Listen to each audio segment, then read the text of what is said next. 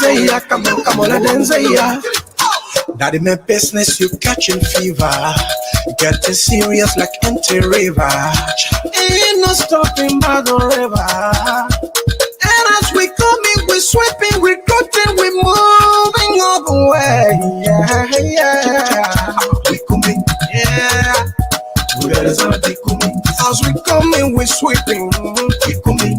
And then when we meet obstacles, yeah, you coming, yeah, we coming. When the year is been checking you again, cause you go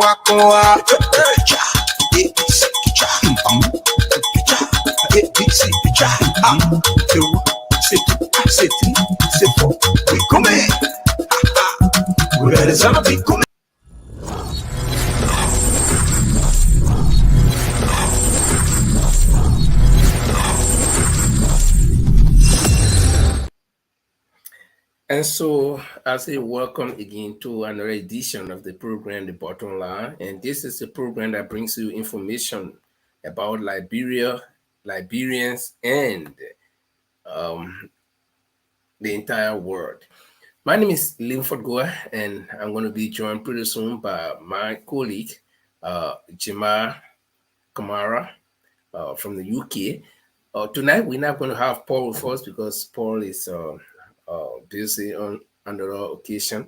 And so tonight, Jemar and myself will be here to inform you as usual. So we invite you to stay tuned, sit by your radio, because we are streaming live on our online radio as well. And we're on YouTube. We're on Facebook, as you know. So share the video. And when we come back, we will be parading you through the topics that we have for tonight. And trust me, we got interesting discussions tonight, and it's going to be interesting. We're going to make it interactive. If you have the opportunity, you can also call in. We're going to be placing the telephone numbers pretty soon. As soon as Jemar joins me, we'll post the telephone number. So it's not going to be like, the usual talk show host style, the way they do their things, like they will talk, and then at the end of the time they open the line. No, we're going to make it interactive. While we are talking, you can call and give us your input. So we're going to be placing the WhatsApp number right on the screen.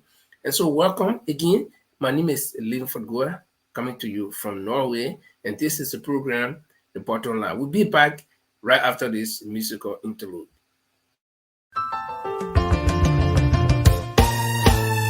My people, where you at? Where you at? Wake up from your slumber. Stop sleeping. Whip your hands, whip your hands, whip your hands, whip your hands. Come on, come on, come on. I know you're sleeping now. You gotta wake up some more, yeah? Okay, let's go. The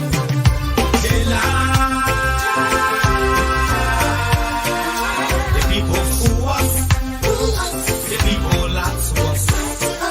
The government betray us. They betray us so much. I said they lie. The people who us, oh. The people lie to us. The government betray us. They can lie, they can steal, they will not go. I said we tired with their lies. We tired with their promises that led us to a lot of damages. We tired with that speech they preach indeed, and now unique they deceive us. The thing we saw, it frustrates us. So why can't you lie? Why can't you steal? Why can't you allow the citizens to be? You see, we just tell you that's why we voted you.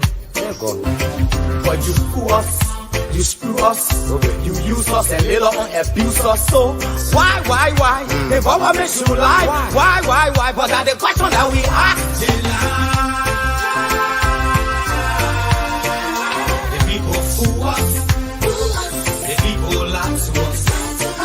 The government betray us. They betray us so much. I said they lie. The people fool us, oh. The people lie to us. The government betray us. They can lie, they can steal, they go knock the corrupt. I said no one to trust. My people don't want to hope on. Nobody. My hope that I have been broken. I'm telling you, brother. So where are the schools? Where are heroes? Where are the God that they say they could afford? But they too selfish. The people tired with their rhetoric. People tired, they tired. You see the reason why we ask why the government betray. They have enough of time, but yeah, then still they delay. People suffer. No work for people crying for hunger. Look at. Your vision and your mission, your intention to the nation, they poor. You got nothing to show. Nothing. So, why? The government should lie. Why? But that's the question that we ask. They lie. The people fool us. The people lie to us. The government betray us. They betray us so much.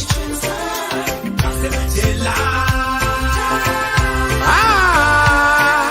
The people fool us so. The people lie to us. The government betray us. They can lie, they can steal, they go knock the borrow.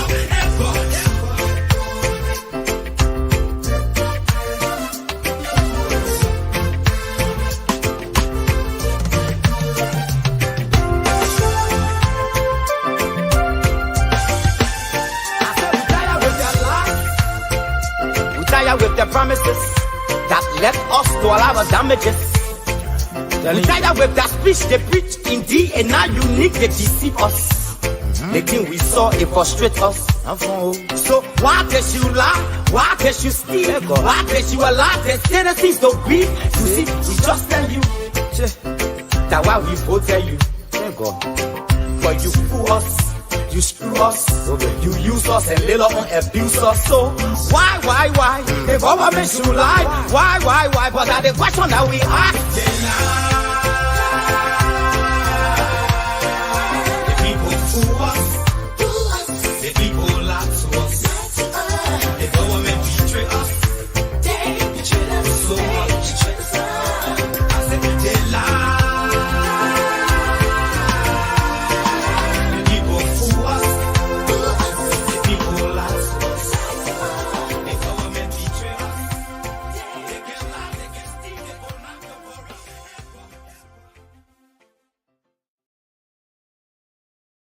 And so let me say welcome formally to the bottom line. And I'm joined by Jemar Kamara. Good evening, Jemar.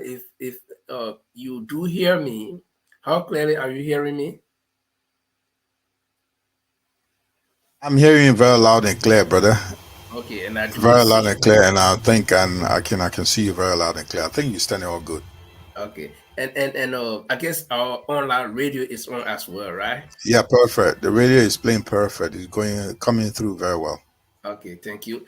And so, viewers, if you just joining us, please help us to share the video to your contacts. And together we'll be here to discuss the real issue. And like I said, tonight we will be diving into our discussions, but just before we do that, let me find out how Jemar has been doing. You know, it's been a few days now. We haven't seen him on the show. It's all because of engagements. You know, I mean, this time of the year, a lot of people are very engaged. So, Jemar, how have you been faring? Yeah, well, it has to do with some personal engagement, also work. So definitely we'll be doing okay. Just been very sad being away from the borderline, and I hope I love to be back always on this platform to discuss issues that to our heart, because it's something we have passions for. I always like to be on this platform. But anyway, I've been doing great. Families, everybody's doing well. Managed to be ourselves, and just keep our hope high for October 10 for Liberia. Good. I think the much heralded and much awaited 2023 is here. So we need to waiting for now. October 10, 2023 is here already. Yeah, but the Nigerians have had here, so we are here to do ours. So we'll see what happens. So we creeping very well, close. But it's getting. I know it's a long day to come, but at the end of the day, we'll get there, brother. We'll get there. Can you imagine that today is the 21st of March? 21st of March. And those who in the UK area, by the 26th of this month, we'll be adding 1 hour ahead to go to summertime in the UK. So probably if you are living in the West, we do change time. Sometime this time it's going to be summertime, 26th. That'll be on a Sunday, next Sunday, yeah? Yeah, It should be, yeah. we'll be doing the same thing too. Yeah. We see now that we have at least an hour longer daylight now, so Yeah. we will be changing the time back, and then it will be like we'll be on the same timeline with Liberia or something like that. But anyway, So before you go on there, wherever Paul Chilo plays, the Lord Paul Chilo play, and where he is, I know you don't have access to video. You can catch it on our online radio. yeah. I think You go on, just play go on the Google browser, click in the button Liberia. You listen to our live from here, and everything will follow us every second, every minute on the radio. So if you don't have the opportunity to watch us on video, please go on the Google browser. You can click in, just tap in the button Liberia. If you are iPhone user, you can also have Mountune, and also you can have us there. And also we have this, if you're Android user, you can use the Play Store and download our app. The Button Liberia Radio comes up there, you get so every time you don't have to watch the video. If you're in a situation where you can't watch video, please listen to us anywhere, anyhow. This is the Button Liberia Radio and the video TV. Thank you so much. And let's just welcome a few people here. We want to welcome Yumontro Kringa. And Yumontro is always following the bottom line. So let us say welcome. And my little brother, Alan Ogoe, is watching from Liberia. And so you see, bottom line is hitting everywhere. And so let us say welcome to you. Please share the video. And tonight, we're going to be discussing very important topics. And we'll let us start like this. I don't know how many of you have read the Daily Observer newspaper. In the Daily Observer newspaper, there is a story. Not only in the Daily Observer, I think it's in a couple of papers.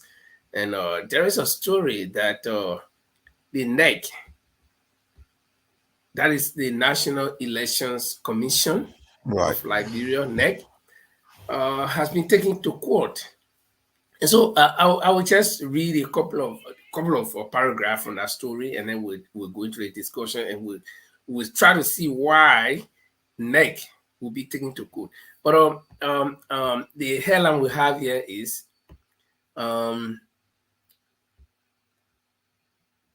for you is the National Elections Commission sued for constitutional violations at the early stages of voters registration process. Can you imagine? This is just the initial stages of the process, because at least they got two phases, right? The registration.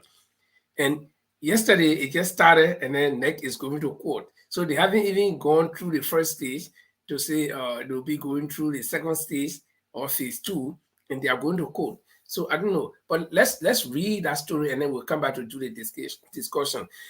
The story goes like this, and this one is from the Daily Observer newspaper. So if you live in Liberia, I guess you might have had a copy of that paper, or if you are in the diaspora, you may have just gone online and see it, or else if you are not seeing this, we're going to read it for you. The collaborating political parties, that's the CPP, have filed a lawsuit against the National Elections Commission, NEC, for attempting to conduct voter registration in the absence of demarcated electoral districts to reflect changes in the country's population. And for those of you, if you do not know what the word demarcate or demarcated mean, it means to divide, to set boundary, to like you you make a border, you make a line. Say, okay, this one cutting from here, there. Like those of you who have bought land, you'll see that you got a neighbor. The next person on the other side is your neighbor, and they got their land. So that line between you, that dividing your land from your neighbor, is a demarcation. Okay. The story continues.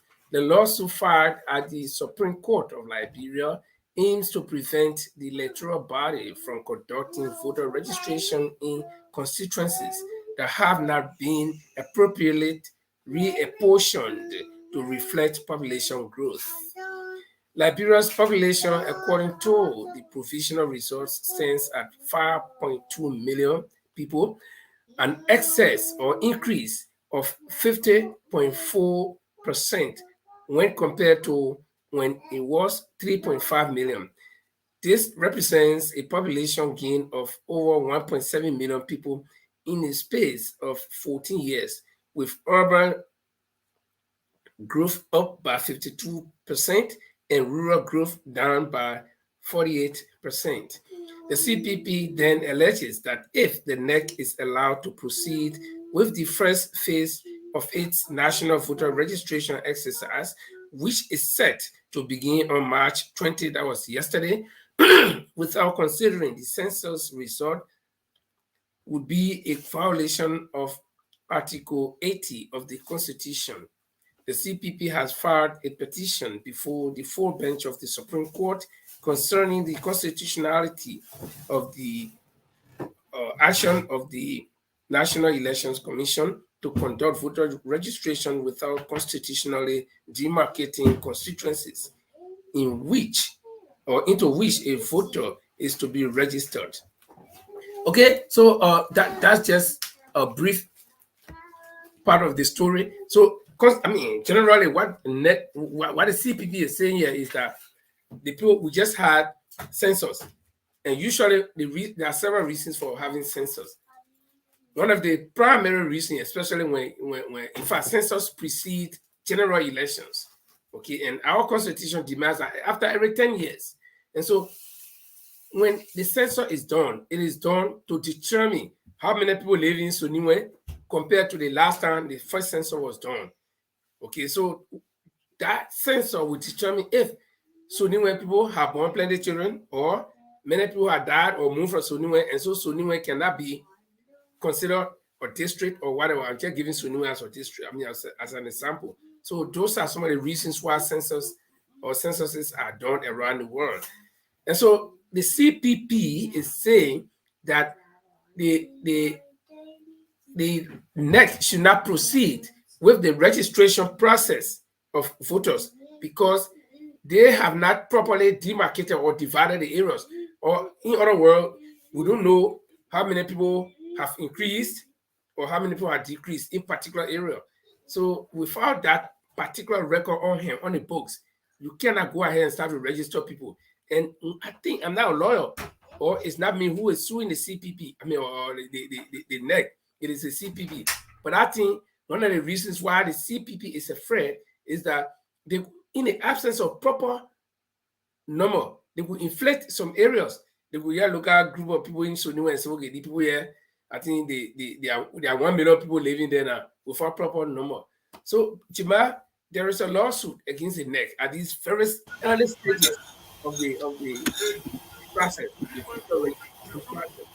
What do you make of that? Yeah, well, info.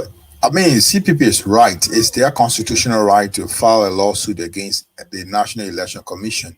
If you see, the only place I think in Monrovia so far I know of, I mean, I don't know about other counties, part of the county. If you see, the only district that is, I mean, properly demarcated, it will be like District 17. You know, the river, St. Paul Bridge, is the only one that demarcates District 16 for 17.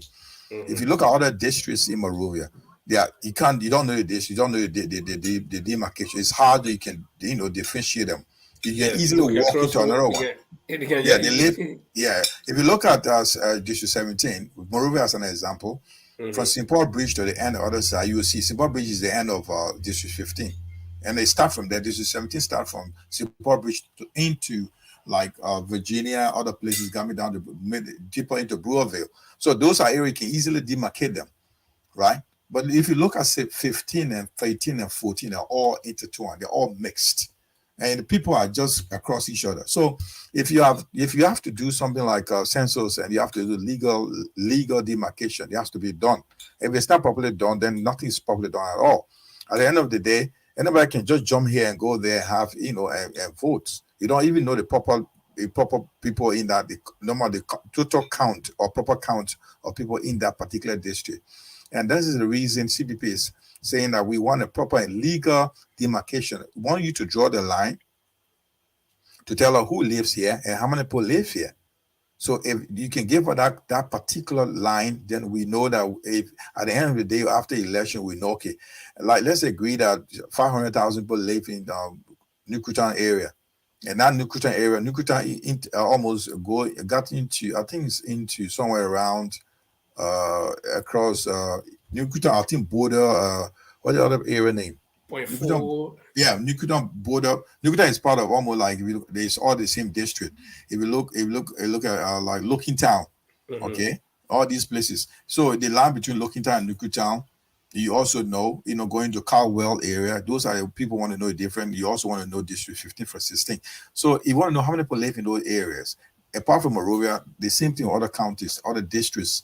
So those things, and it's a right of CPP to ask NEC, that's the National Election Commission, to come up with a proper division line. If you don't give that, so I don't know if they're going to succeed, because they have gone ahead with their voter registration and they're not listening, and the code is not listening to them. I don't know how we're going to go about this, because yesterday was the day they started the voter registration, where asked everybody to go and register for vote. If what the Supreme Court all should have done, or the court should have done, whoever the court went to, was to make sure they put a hold onto this voter registration, so this is done. But they gave the go ahead to go. They gave the green light, Linford. So it's going to be difficult. So it's something like wasting water on the duck back. It's not going to go anywhere. It just flash back, and that's it. This is the situation we are facing. So we see a lot to happen in Liberia, Linford.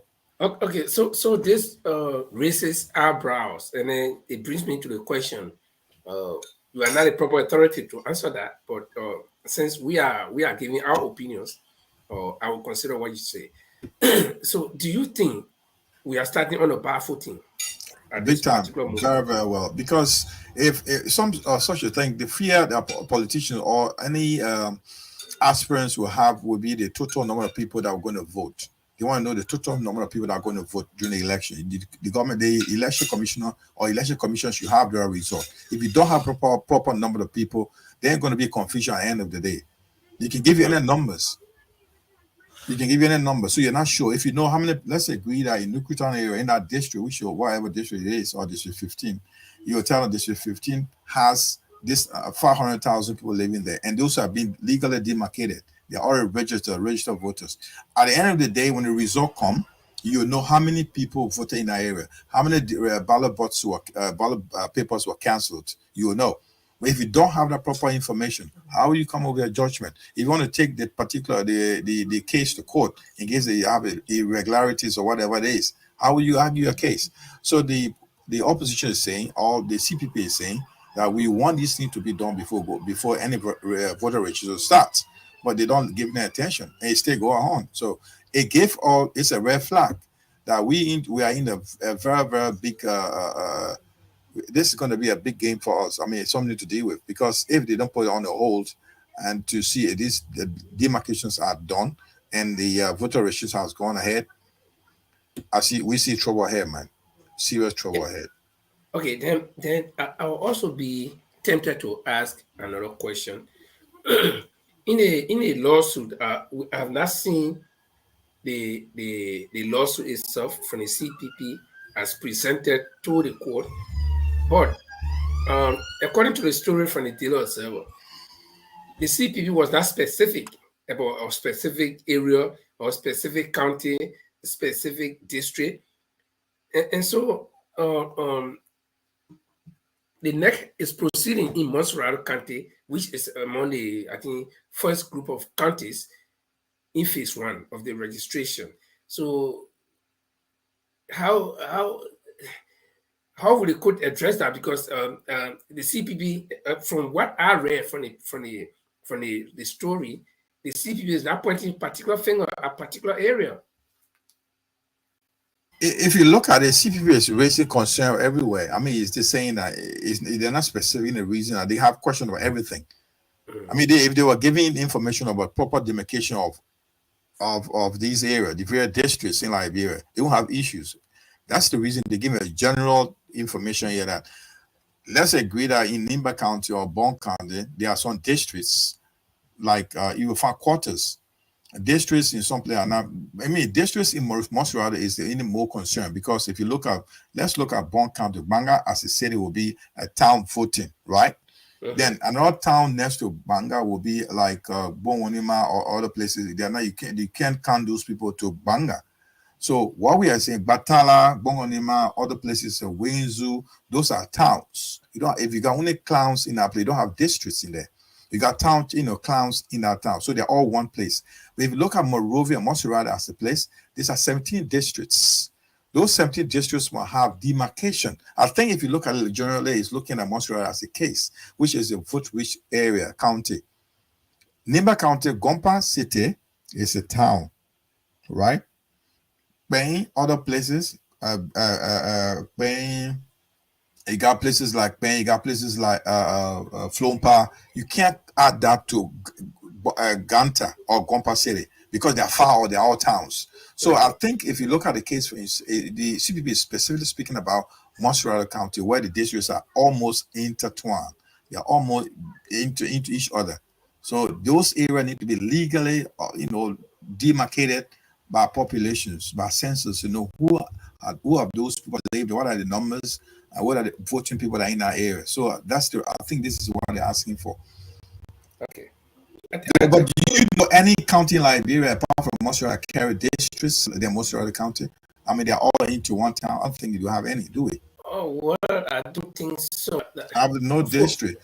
Yeah. If you look at Banga, I went to school in Banga. If you look at Bon County, other counties, they got quarters, right? There are various quarters in there in one town.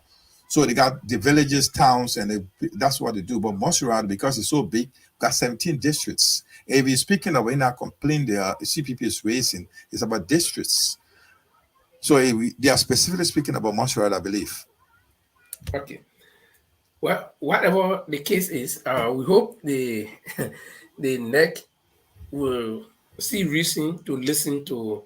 But this it's going to be funny, Linford, because the voter registration started yesterday, and when they're going to put a hold on to when they're going to listen to the complaint from CPP, and it's going on already.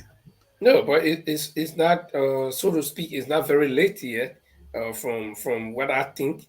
But what I would rather suggest is that the Supreme Court moves swiftly to make sure to arrest the situation, because the thing is, it's a strenuous exercise to do the voters registration, both for NEC and for the people who are registering. Okay, we're just talking about Banga, okay, one county. Let's look at counties where you got people living in certain areas, some in fact, not even village. One farmer and his wife live somewhere, and they have to walk almost 10 kilometers to come to where they're supposed to vote, because of course they are one house in the forest there. On their farm is not a voting precinct, so they have to walk to the nearest town.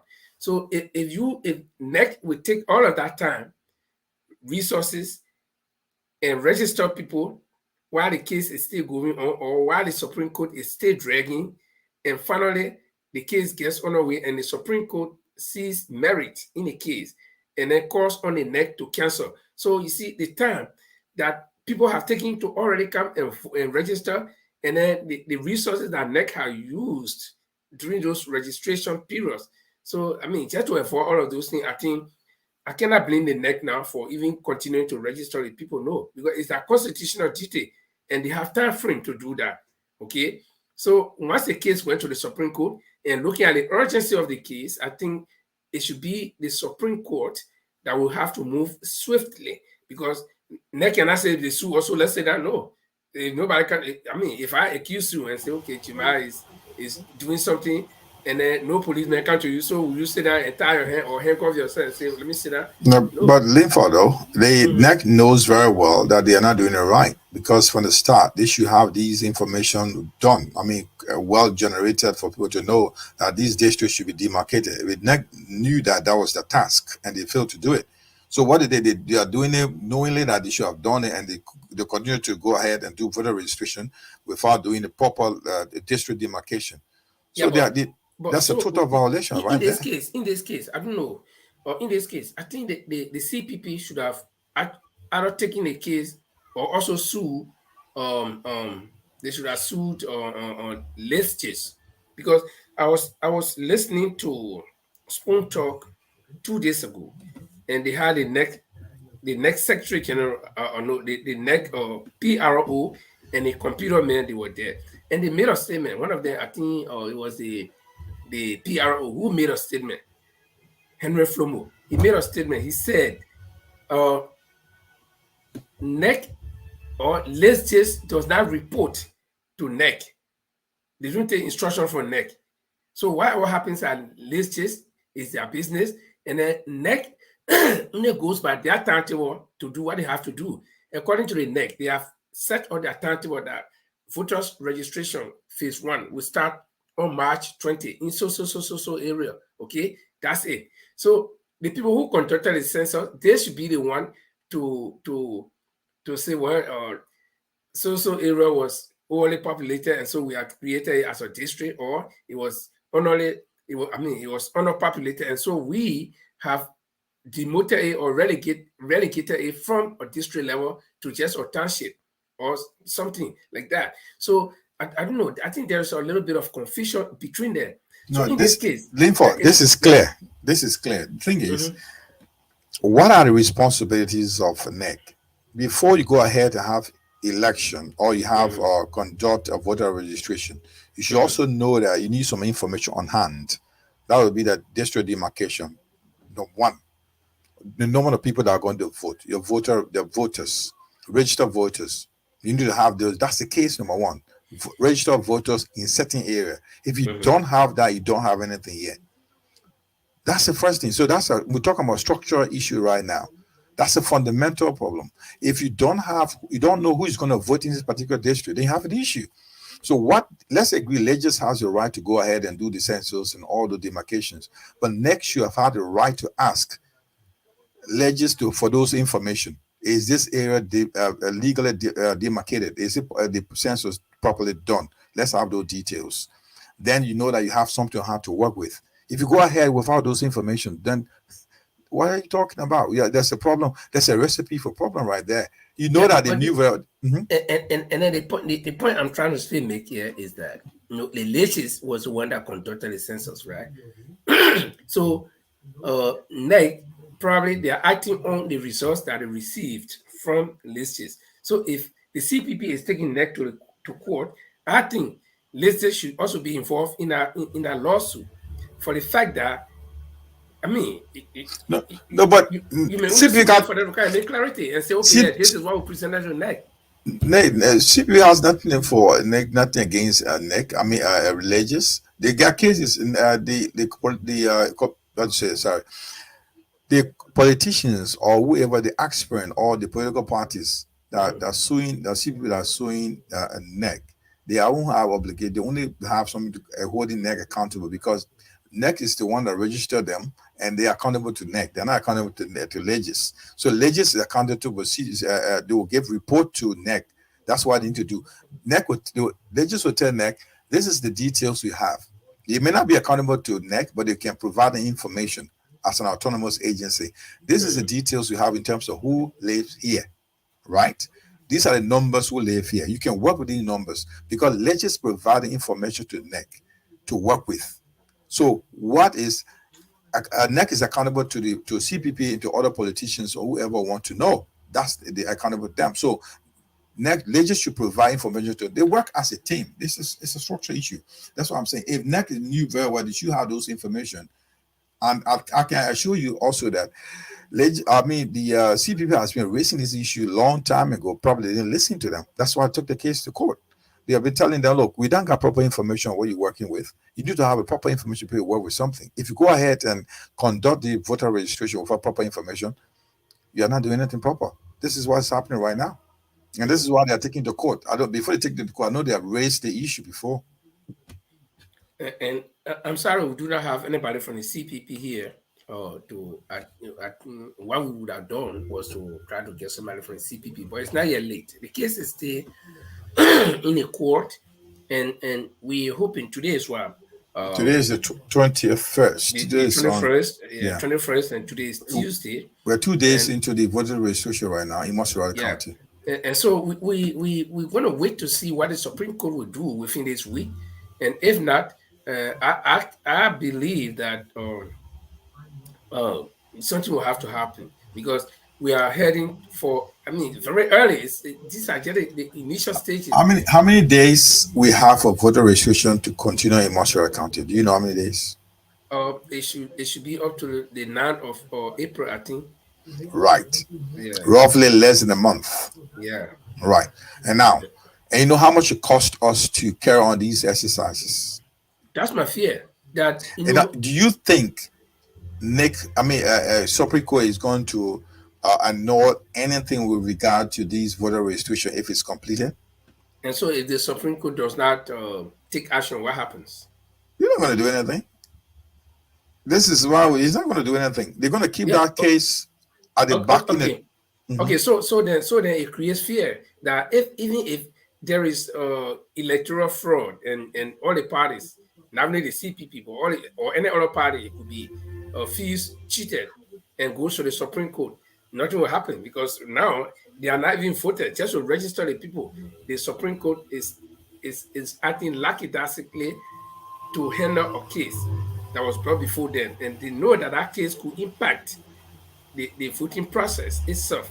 Okay, this is a registration for that particular case could impact the voting process itself. So if they do It not take is. action, so then what do you think the people will the Liberian people trust them to handle the results of the vote, or if there's dispute? There's a trust issue from the start. That's why I say it's a fundamental problem right now. The fundamental issue right now, we have the trust issue, distrust already been established, where you see NEC is not providing the proper information that they should be working with. Probably they are, like you said, somebody came to represent NEC at the one of the platforms and telling you that, well, legislature provided them information, so you should ask for the information. He did not ask for proper information. If they gave you information, you have to counter check and check and see if it is the proper information they gave you. So you didn't do your homework. Then you're blaming somebody else for your job you should be doing. And the thing is, the Supreme Court could keep that whole case on file until the 9th or the 10th of April, and nothing happens. And that's the end of the day. And let's agree that there's the election after the general election on October 10th. And if somebody want to protest or file, so if it's not a government official, it's a opposition. That case is going to be like, I don't know how we're going to get a good result out of those cases, those results, if we start from this bar voting. What I think Linford they should have done was the Supreme Court should put the case on hold. I mean, the voter registration in Montreal on hold and check that case and know what it is. And then magnitude in the complaints filed by CPP before they go on. But they let it continue. And so there we are. If it happens, so I don't know whether if the CPP will go to elections if they start up somewhere starting on the bar vote. Well, and one of the questions I would have asked if we had anybody from the CPP here is, why is it that the CPP is handling this case alone, or are other political parties involved, knowing that this could affect almost everybody? It's like, if a pandemic like we had the COVID-19, if one person in a town or in a household gets COVID-19, I think everybody should get concerned and try to find a remedy. And the bad part of it, like, the thing that I'm hurt this whole situation linked for is like the other opposition political parties are doing some undignified spites among themselves, where you see these are the things you expect united oppositions to come and make a sound points. I mean, to make a case against to make that case very strong, because if only CPP is making raising this issue, and nobody else, no other political party or independent candidates are not making any issue. So probably they feel confident, feel nothing's wrong. So if CPP will be left alone, because the North is not so big to listen to CPP. That's what it looks like. Because if they all come together as a big group, all oppositions and raise as one voice against this one, then but it seems to be that they are content. They feel very content with what's going on. So they shouldn't worry about it. When the CPP have seen the danger ahead. Yeah, okay. And I mean, we are just opinionating some of the issues here. We we are not judges to pass verdicts. But I think some of the to add to what you just said, some of the political parties, of course, we see they are crossing carpets. They are, some of them are just political acrobatic group. They beating, when we were little boys, we used to do the thing. We jump over your head, we say calope, right? So most of them are doing the calope now. They're beating from one party to another. So for them, it doesn't really matter because they got nothing to lose anyway. So, but I think just to close up on this issue, I think this is a serious issue.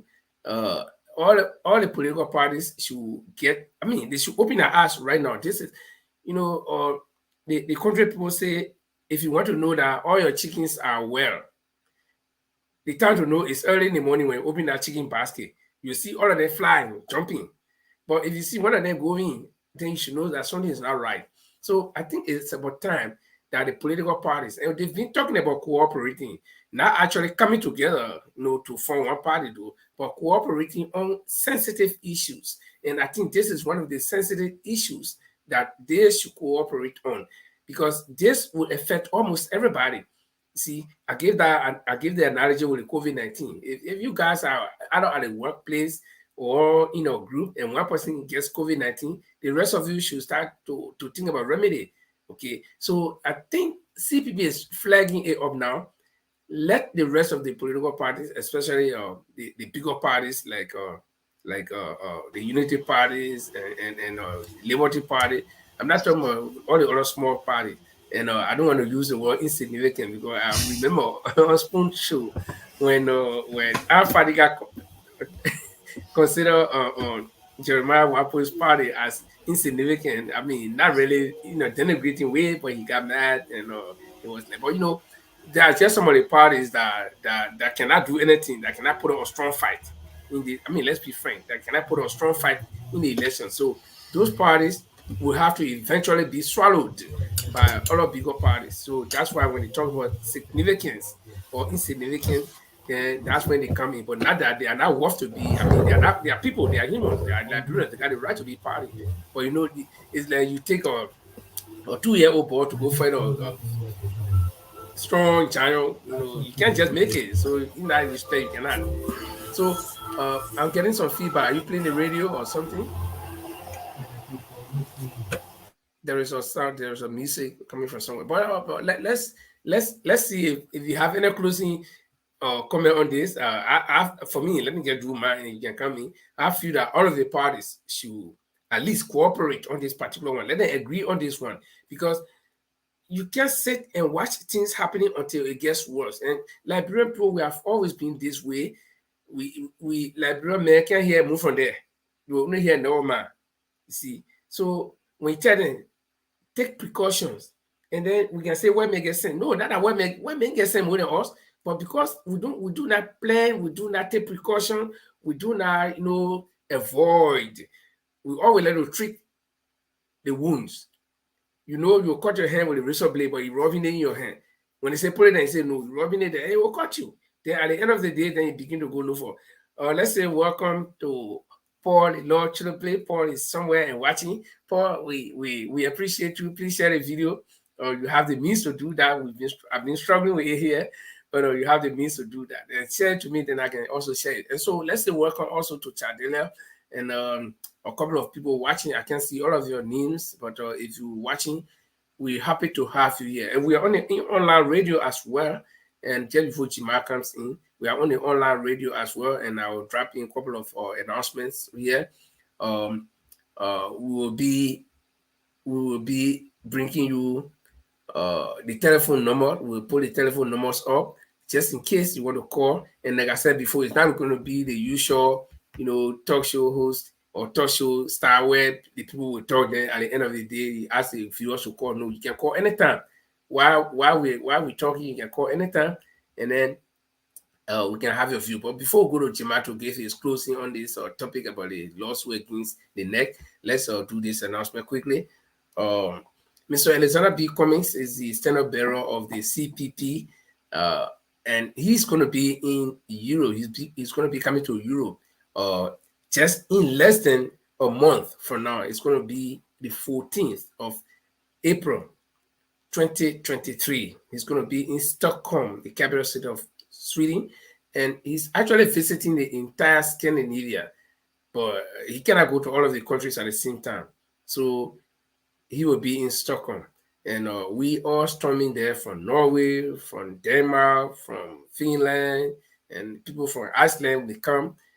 So if you live anywhere in Europe or even America and you can afford, you want to spend the weekend somewhere, you can come, and let's meet Mr. Cummings and asking those difficult questions that we think we have, that nobody else can answer for us except him. So the invitation is yours to be there.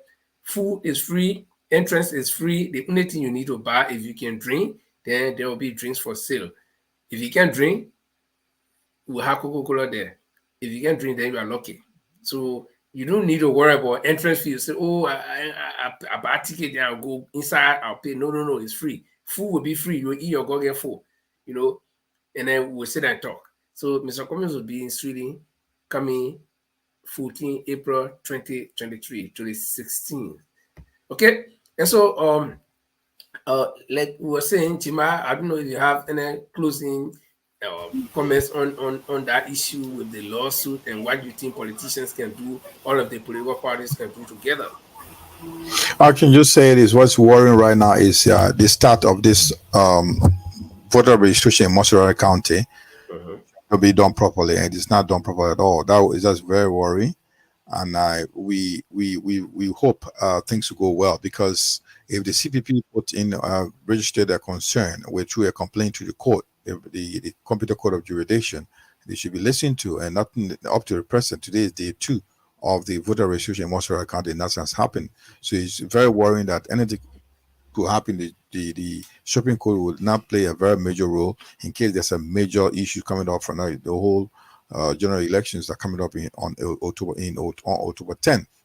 I hope they can look at things from the they can look at things from a very, very good perspective, as not as Liberia, and because look, my brother, 14 years of war and bringing back early into power, that election is a fledgling democracy. We need to support that whole democracy, let it grow.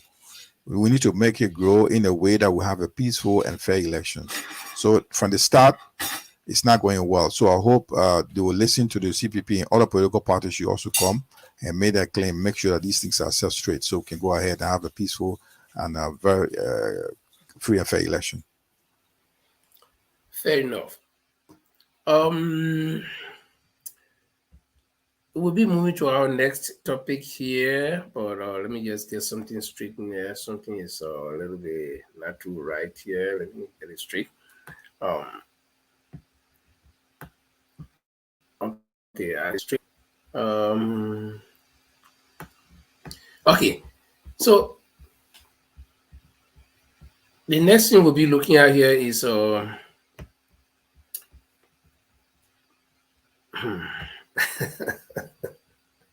they were, like brother say, follow my mom. President George Weah is on his way, or he's in the United States of America, if not yet, because I understand he was supposed to make a stopover in the UAE, that's the United Arab Emirates, and then he will be proceeding to the United States of America, and we understand that he's being invited to the US. But when I check on the Executive Mansion website, all I read was that he was invited to go and have bilateral talks. And the details of that, not that, even though they are not had a meeting, but nobody can tell what the details of that meeting will be like. We don't know how many people he will be meeting. But again, like we always said in Liberia, in the absence of proper information dissemination, if you do not disseminate the information the way it is supposed to be disseminated, you leave that opening, you leave that gap, you leave. Let me give you some funny example. You call party, right? And you got so many different types of food. But in your mind, you got to serve the food according to category. Okay? But you put all the food on the table and your guests are there. And then you didn't tell the guests where to start from or whatever. So people will just go and start, somebody taking fufu, somebody taking, and when you didn't want it to be like that. So information is very vital. Tell the people what is happening. And then people, I know there are rumor mongers. So some people will say carry false news. But when you have 90% of the people informed, well informed, the ratio of rumor mongers to the people who will carry the right information will be very, very low, almost insignificant. So there, you don't see anything about the president's visit. I mean, what all he'll be doing, what are the important things?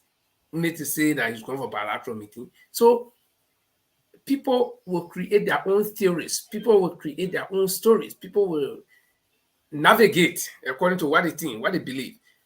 So, Jema, our president is going to the United States of America, finally, at least on an official visit. Have you heard anything about the president's visit? Who he will meet, what he will do, when he will do that? Any information? Yes, according to the information we gathered lately, he left on the 17th of March. That's roughly today's what? Today is the 21st. So probably he's been there for like 4 days out of the country. And he went with a good number of ministers and some head of departments and departments. The thing is, what we are gathering right now, Linford, is he's being invited by the CIA office. That's the, I think, Langley or something. The CIA office in America, they invited him to come over to see him. He took some good of his guys with Justice Minister and many other people with him, Defense Minister, the Information Minister, Justice Minister, Finance Minister, a couple of good ministers. I mean, the key ministers, all with the foreign minister, all were all part of his trip. Entourage. Nobody's telling you why he's been invited for. I mean, the thing I've seen Linford is this. You see how we've been telling our people in Liberia, the decision made in Liberia for leadership, whatever, is made by the big guys out there. This is the office. The department is inviting the president, just a department. It's not a State Department. What we gather right now, the information that we're gathering right now, is not the State Department that is inviting the president, but the office of the CIA. I mean, why the country president, sovereign state, will go to listen to the CIA chief? You should be speaking to my defense ministry or my security apparatus if you need anything. But he took away huge, all key ministers. If you count the ministers that are on that trip, they're all key ministers. I mean, key ministers from the foreign minister, that's the top minister, down to Minister of Finance, Minister of Justice, Information Minister. I mean, the list goes on. These are the people that he took with him, and Defense Minister. These are the when he said the country. Those guys, the one that holds his cabinet, right? And he's going to the invite of the CIA office, the headquarters of the CIA. Okay, whatever the decision is going for, the first thing I just question the idea of the president going to attend to CIA call. Why go visit, listen to CIA? If you're not a small country, this is why we listen to the whims and the caprices of America. Whatever America will tell us, we'll listen. Or do something they do, they will just call one call. The president on the plane with a group of people going to follow to listen to her. Somebody sitting there and drinking coffee, telling you what to do. Two things, I think, and people are speculating, for. Either they're going to warn you on something that he's not doing well, or they're going to use him as another scapegoat. That's all the Americans are interested. Either something's not doing right. We are speculating here because they got only two options we have here. The government is not doing something right, or he's not doing something right. He's going to bring his attention to something that he needs to fix. That's not going right in our country. That he's aware of, that he needs to fix it. All he has to do with the election. We can name anything. The second thing could be Americans looking for, in West Africa, other part of the Africa in the region, looking for allies, like something like the little boys to do their job for them, did a job for them. That's what Americans would do. Get you, put you together, arrange you. With the war going on right now in Ukraine, other places, they're looking for somewhere they can use. So for security reasons, for interest reasons, they could use. But Jima, we've been this basket for America. They've been using us all the years. No, they want to give you direction. They want to give you direction. This is a new offer, and that's what Americans do. You know what happened? I'll give you some information. What happened in this old man in Uganda, Yuri Museveni. He's been there. The Yuri Museveni in Uganda has been there. The kind of darling boy. Now he's an old man to the U.S. for the West. We know what he's doing now. He's not doing right, but they'll keep him there because he served their interest. Every now and then you got to renew your commitment. That is why probably calling him to renew commitment for him to go do for him. You can be in the basket of America, but America always had new direction. Okay, come and take order from us. This is a new order we're giving to him. Either they tell him to take all new order and exercise something that you should be doing on behalf of America, for the interest of America, or he and his government, they may have done something wrong. They are going to let him know we can't continue taking this anymore. You have to change this. I will have a different side of what you're thinking now. Okay. I mean, you already laid the foundation already, but I will have a different side, any part of your comment. Let me tell you, I don't think this president, along with his top ministers, finance minister, justice minister, and information minister, defense minister as well. Defense minister, those are key positions. I mean, that's the government itself. That's the government right there. You got all the ministry of public works, and those are service ministries. Okay, but look at the role of the information ministry. The information ministry is there to proffer the government policy, to explain, to speak it out, to inform the people. That has been lacking over the years, to the point where people say the president can't talk. The president does not necessarily have to come and hold press conference, but the information ministry can do that. The president can do that once in a month or once in every 2 months or stuff like that. Okay, especially having a shy president that shies away from the media. Okay, the information minister should be doing most of the talking, but we have not seen that from our own good friend Leche Ureni. Okay, then you got a defense minister. If anything breaks loose on the outside, we're looking at the defense ministry. If anything breaks loose on the inside, that the other security, paramilitary security cannot continue, we're looking at the defense ministry to step in. Okay, then the defense minister is on a trip. The information minister is on a trip. Then the finance minister, with all the missing money, money cannot be accounted for. The Americans pump in their money for healthcare is gone. They go into donor people coffers and take money. No accountability. They call it borrowing initiative. So you got a finance minister. Then you got a foreign minister. The foreign minister, of course, should be on a kind of trip, as usual, because he will be there to guide the president through the protocols, of meeting other foreign leaders. But I mean, with these key people on a delegation, it raises concern. And then let me tell you the thing now. I will tell you, this is my opinion, which is not right, and that's what we do on this show. Our opinions may not be right, but this is what we feel, and that's what we say. And we are held accountable for it, not as individuals, but not the platform. Now, I personally feel that this president, that's my feeling. I'm not saying it is what will happen, but I feel, that's what you think. Yeah, this president, George Manuel Weah of Liberia, with all of what has been happening, and with the sanctions on some of the key officials, will be facing the. But why will you be going to the CIA office? Yeah. Why will you be going to see? No, that's the question I'm asking you. Why will you be going to CIA office? Okay, let me answer it. Let me tell you who. Okay, before I answer your question, you see, it's getting interesting. Who faces the CIA? Criminals or people who have something hanging over them that they need to explain.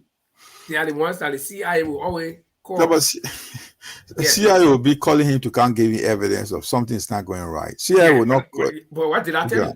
People who go to CIA, there are people who have some vital information that the Americans want, or people who got something, who have done something that the Americans want to find out a fact from them, or they want to investigate them.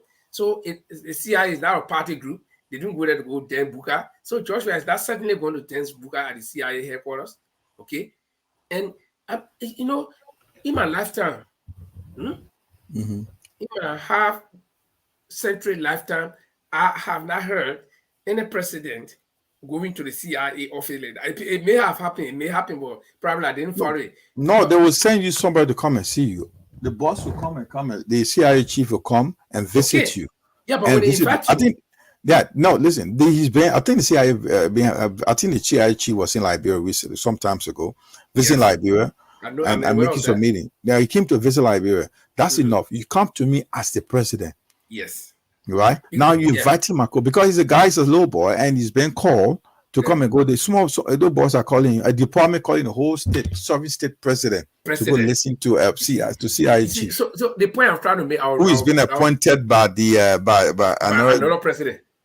So is it possible that George Weah, Justice Minister, what the guy named Musa Tin can call Biden to Liberia and say, "Come here"? Yeah.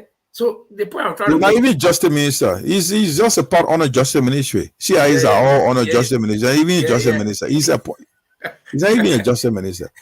So the point I'm trying to make here is that certainly this president is not going to dance buka anymore. Certainly he's not going to watch football with Joe Biden. So what they're telling him, what do you think want to be there? Like, tell me, you just give me your shot. What is going to happen? The brother is going for investigation. That's what I see. Okay, if they say he's not going for investigation, then let it tell us who, because listen, I know what the CIA does. The CIA is an investigative bureau, Central Intelligence Agency. Yeah, but CIA is always hated. You don't know who is CIA in our country. CIA always are playing somebody. They always a covert operation. You don't see them. The only people you see you see some like what do you call it? What the FBI? Those are visible. The CIA is always in plain clothes. But if CIA chief can come, if CIA chief can come, I know before he comes to Liberia, he did come to Liberia. He has come. He has sent a couple of delegates to come and investigate what's going on. And somebody just pushed it. If you look at really what's the comment coming from Unique Bryant, what Unique Bryant is saying from the comment, look at what he's saying or she's saying. Yeah, CIA boss was in Liberia after the latest drug they stopped. You see it? Yeah, then, we're all giving kind of our own perspective here. But that's what I said from the start. In the absence of proper information, people will how much drugs? How many billions of there are drugs? That is nothing. How many billions of there are drugs in Liberia? CIA will kind of talk to the Liberian president. That's nothing. Yeah, they can that's say nothing. We're talking about Liberia has been used as a drug center, epic center for drugs transport. Then to other part of the world. Then you got a concern. What few drugs we found? A couple of millions. Arms were delivered to Liberia. I think there are more to it than what we were thinking. Yes, more to it than what we were thinking. I told you, Shima, this is a fact, and let's not be the Rani. This brother, our president, is going to face investigation. Let me tell you one thing. Look, the Americans are so busy. Things are happening all around the world. Every second of the minute, every 1 minute every 1 second of the system. 60 seconds.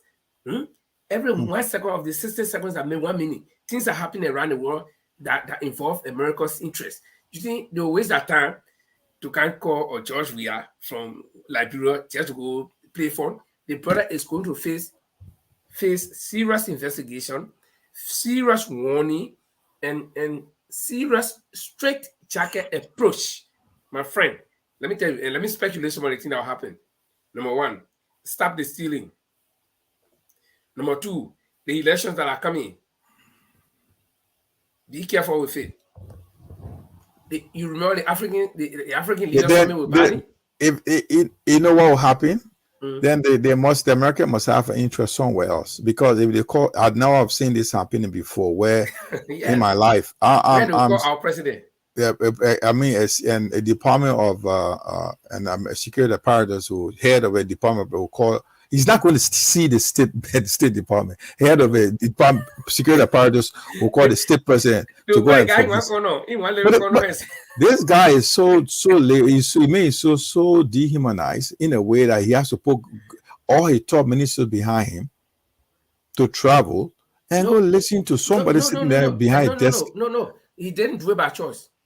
Those are the key people that people say want to. But that's the government. That's the cabinet there. Tell me who is left behind. Internal Affairs Minister? Yeah, he didn't carry them because he wants to. He carried them by demand. No, listen. I mean, hey, my brother, this thing is a straight. I told you, it's a straight jacket approach. The people tired warning the people. They tired warning the people, and they're doing the same thing. So they say, look, we want you here. Bring Musa Din, bring Legend Reni, bring what the other guy named Maswell Kimaya, and bring the defense minister. Yeah. I will. We will go their name. Just check. Just give me 1 minute. I'll give you their name. I think I have it somewhere around here. Yeah. So you see, it's not by choice to say, oh, I'm going, so you, Mr. Minister. No. Those are the list of people they gave him. Bring them. And then they will carry them in one corner and put them down. Say, Mr. President, yeah, but it's sorry for thing, boy. After this president, because normally president will sit down with president, justice minister will sit down with justice minister, your colleague. But they go subject you to one little director, something like that department here, and say, when he gets to Washington, they say, okay, go. They show you. I'll call you the name of those that went with him. Please do. I'm quoting this from the Ministry of the Executive Marshal website. They said that's Minister of Foreign Affairs. That's Kimaya. Maxwell Kimaya. That's Foreign Minister. Councillor Musa Deng. That's Minister of Justice. Major General Daniel Ziaka. Ziaka retired. That's the Minister of Defense. The Honorable Marwin Dix, Minister of Commerce and Industry. Honorable Leju Julius Rennie, Minister of Information, Culture and Tourism, and I got Honorable Samuel D. Tua Jr., Minister of Finance and Development Planning, and Honorable Eugene Lane Nangbe. Maritime. And that's the Maritime Commissioner. And now what he did, he left the state. While he's away, the Minister of State for Presidential Affairs, Honorable J. Wisa Blamo, will chair the cabinet in consultation with the Vice President, Dr. Jua Howard Taylor, via telephone with the president. Right. Right. Yeah. Okay. So if you look at the structure of the delegation, those are key people in the government. I mean, most these people, the government remains suffering. What's the top? Who's the top when you say the government? The top government key ministers. Why? Where you start from? When you say 3 to 5 key ministers. Okay, I will start from the government. Top. The Minister of State for Presidential Affairs, and the reason why Minister of State for Presidential. That's not it. No, hold on. That's not key minister, mate. Hold on. I know it's not key minister. That one almost like a butler to the president. I know, but you know what? You know why that person is important? What makes it important? Yeah, because he follows the president every step of. I mean, but he's not on the trip. No, but no minister there. They sent the moon again. Nobody there. Yeah, that's what. No. You mentioned it. They got somebody appointed already. They have already named a minister. Oh yeah, they appointed somebody already. Is he confirmed? I think should be confirmed, but it's not at. Magay was another spot on the light, so he's different. Yeah. So okay. This guy, the point I'm trying to make is that if you move that particular group that travel with the president, if you move them from in the government, okay, so the government remains just a frame because you got people there that help ministry. Okay, brother, the top key ministers, if you look at it, it's come for the foreign minister. Yeah, finance, justice, defense. Yeah, there you got Ministry of Commerce. Yes, you see those people. Those are the people that run that government. Any other government for that matter, they run it for every apparatus of the country. Then you come down to Ministry of Health, Internal Affairs. Oh, no, those are service. Those are like gender ministry and other. They can't say the women will say those like a J ministries. I'm not demeaning them, but the fact of the matter is, if the guy can collect all the top ranks ministers and take them along to the United States to go listen to. No. You keep using the wrong one when you say he took them along. I'm telling you, they told it, bring the people. You see, okay, he took them, say pack them, bring them. What I want to see. You see, so he was also carrying them. So Maryland Mo saying that they are not listening, so it's about time to go and see them. Say they are not listening. So yes, so they call it. They come and listen. We'll warn you. I think Maryland Mo is in line with me. They say, no, listen, we have been telling this thing diplomatically. You're not working. So this one will give you straight jacket approach. This one, go and do it this way. And let me tell you, like our preempting the leading agenda or the leading items on that agenda from my own perspective. Number one, the security in the state security. They say, look, we see a lot of people dying. No accountability, and that one the whole when the burning Musa Din say, listen, Musa Din, The thing. We know what I'm looking at. Yeah, we know very well. If you compare comparatively for the 14 years of civil war we had, to come down to COVID and other things we've been having in our country, the West African region, Nigeria, all the West African countries, they were like are there for us. They were there for us. Africa, they were there for us compared to what America was. They were there. The lives they sacrificed for us, more especially Nigeria and Ghanaians, other African countries. Yeah. But they really, they were there. Listen to me. They were there for us. They really stood for us to make where we are today. They really put their lives on the line. They make sure that we don't kill ourselves because we brought war on ourselves. They were there to give us sense. And now, at the end of the day, they should be getting involved into this thing in our own discussion. This should be an African affairs. They know they're sitting down. We are neighbors. The president or whatever they call it, AU should be involved in discussing the issues where you'll be wanting the president to tell them, though, things are not going right in your country. Yeah. But what worries me a lot, AU sit there, does nothing.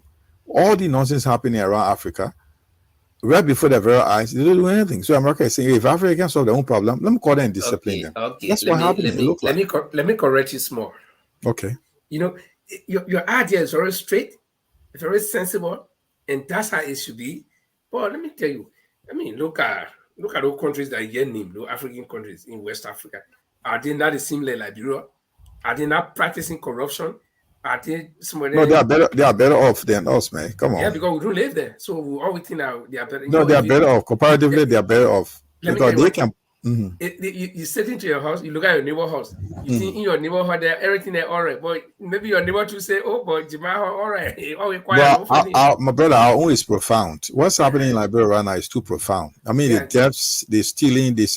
You tell me where $16 billion will get missing in the container, it can't be found. Where is happening in Africa? Where did that happen in Africa? The point I'm trying to make, compelling the other neighboring countries to Liberia is that most of the people, they got one thing in common: the corruption. So I just asked you a question, Nivo. Tell me where $16 billion will be missing. Let's say of $10 billion, let's say $20 billion, $20 billion US dollars. Show me where in the world that's missing. Up to now, since how many years now, we've got no result on this. Yeah, but they are not laying on it.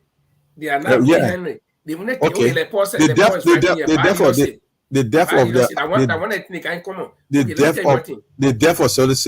the auditors. Any result? Princess Cooper and many other any result. So nothing people have been down there. But let me tell you, let me give you one. They give result though. They do follow up. Yeah, but don't make me be like I want to be advocate for the ruling government. But the thing I'm trying to say is that all the African leaders from head to toe, they all got bad leadership. They got a dictatorial tendency. Now listen, do you remember that when the coup happened in Guinea, and for the people in Guinea, they have the constitutional right to overthrow their government. Then all the other countries they say, oh no, nobody should overthrow anybody again. So they want to perpetuate themselves in power. So they look for those kind of means to say, okay, they create this scarecrow. Say nobody should overthrow. All the countries in Africa, it will be open. And then government mess up your overthrow it. So you want coup in Liberia if I ask you? If I have my own way, why not? If I have my own will. So you're telling me that you want the coup in Liberia? I say if I have my own will, but I don't have my own will. We all about the constitution. No, you see, listen, because they kill toward them for this kind of thing. How many people they didn't kill? They put living people on the pole and kill them for corruption. Then they see people, and those people on corruption were even difficult to see. But they see people who kill people, they kill. They do them. They carry out corruption. They even did worse thing. Then the succeeding generation who suffer as a result of that, they even doing the worst Congo say what's a thing. So tell me, so the life of those people who are so corrupt now that we can see visibly, like you used to have profound. Okay? Profound. We can see their corruption profoundly glaring in our face or in our faces. You think their lives better than those people who they killed? No. You see it? So a corruption, executing the people will start with corruption, let it do it. But it's just that we don't have our own will, and then we live by the constitution. Not that I suppose people killing people, no. But, something has to happen for something to happen. And then the African leaders will say, oh, you know what, nobody should have coup. Nobody. The federal constitution say how you can change your form of government. If you go to election, they rake it. You won't get freeway. So how do you change them? So something got to happen to move them. But I'm not, when I mean them, I'm not talking about Liberian government. So people don't get me wrong. I'm speaking generally Yeah, in but then Africa. the question I'm asking you, you're not even answering my question here, What is your please. question? And my question is, I do agree all the words you've outlined is true. It happened in other African countries. Now, even in the very country we are in, there are all corruptions here. The Europe, whatever you're talking about. What I'm trying to say is this: what is happening in Liberia at the moment? From the time George came to power up to present, have you had any final report on things that happened that result? And how many years? 5.5 years in power right now. Have you had anything? This is not even a question that I should answer. We all know that nothing has happened. So now I'll tell you something right now. What is happening in other countries? Show me any African country that's $16 billion got missing and they got no result on it. Show me one. I can't show you none. I can't show you none. But the fact is, I'm coming to the yeah. You may be looking at the amount. Whatever money there was issue. You know what EFA in the Julius Malema group are causing the demonstration in South Africa. You know why is that?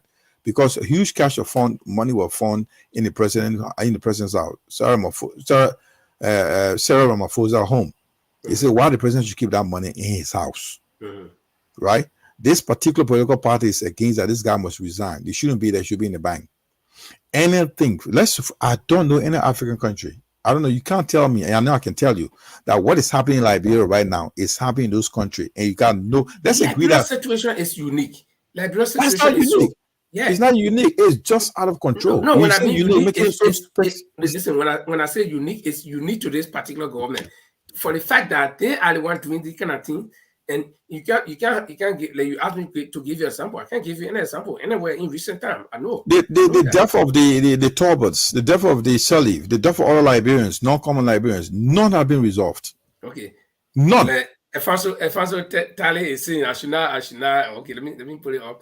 He said, don't say such or call for unconstitutional. I'm not calling for. I told you if I have my own will. I'm not saying people should go and overthrow. You go overthrow and see what they'll do to you. I say if I have my own will, go say I call for it. I'm not calling for it. And I'm not talking about Liberia. I'm talking about the rest of Africa, where you got the corrupt leaders. When you want to change them constitutionally through the power bar, they break the election.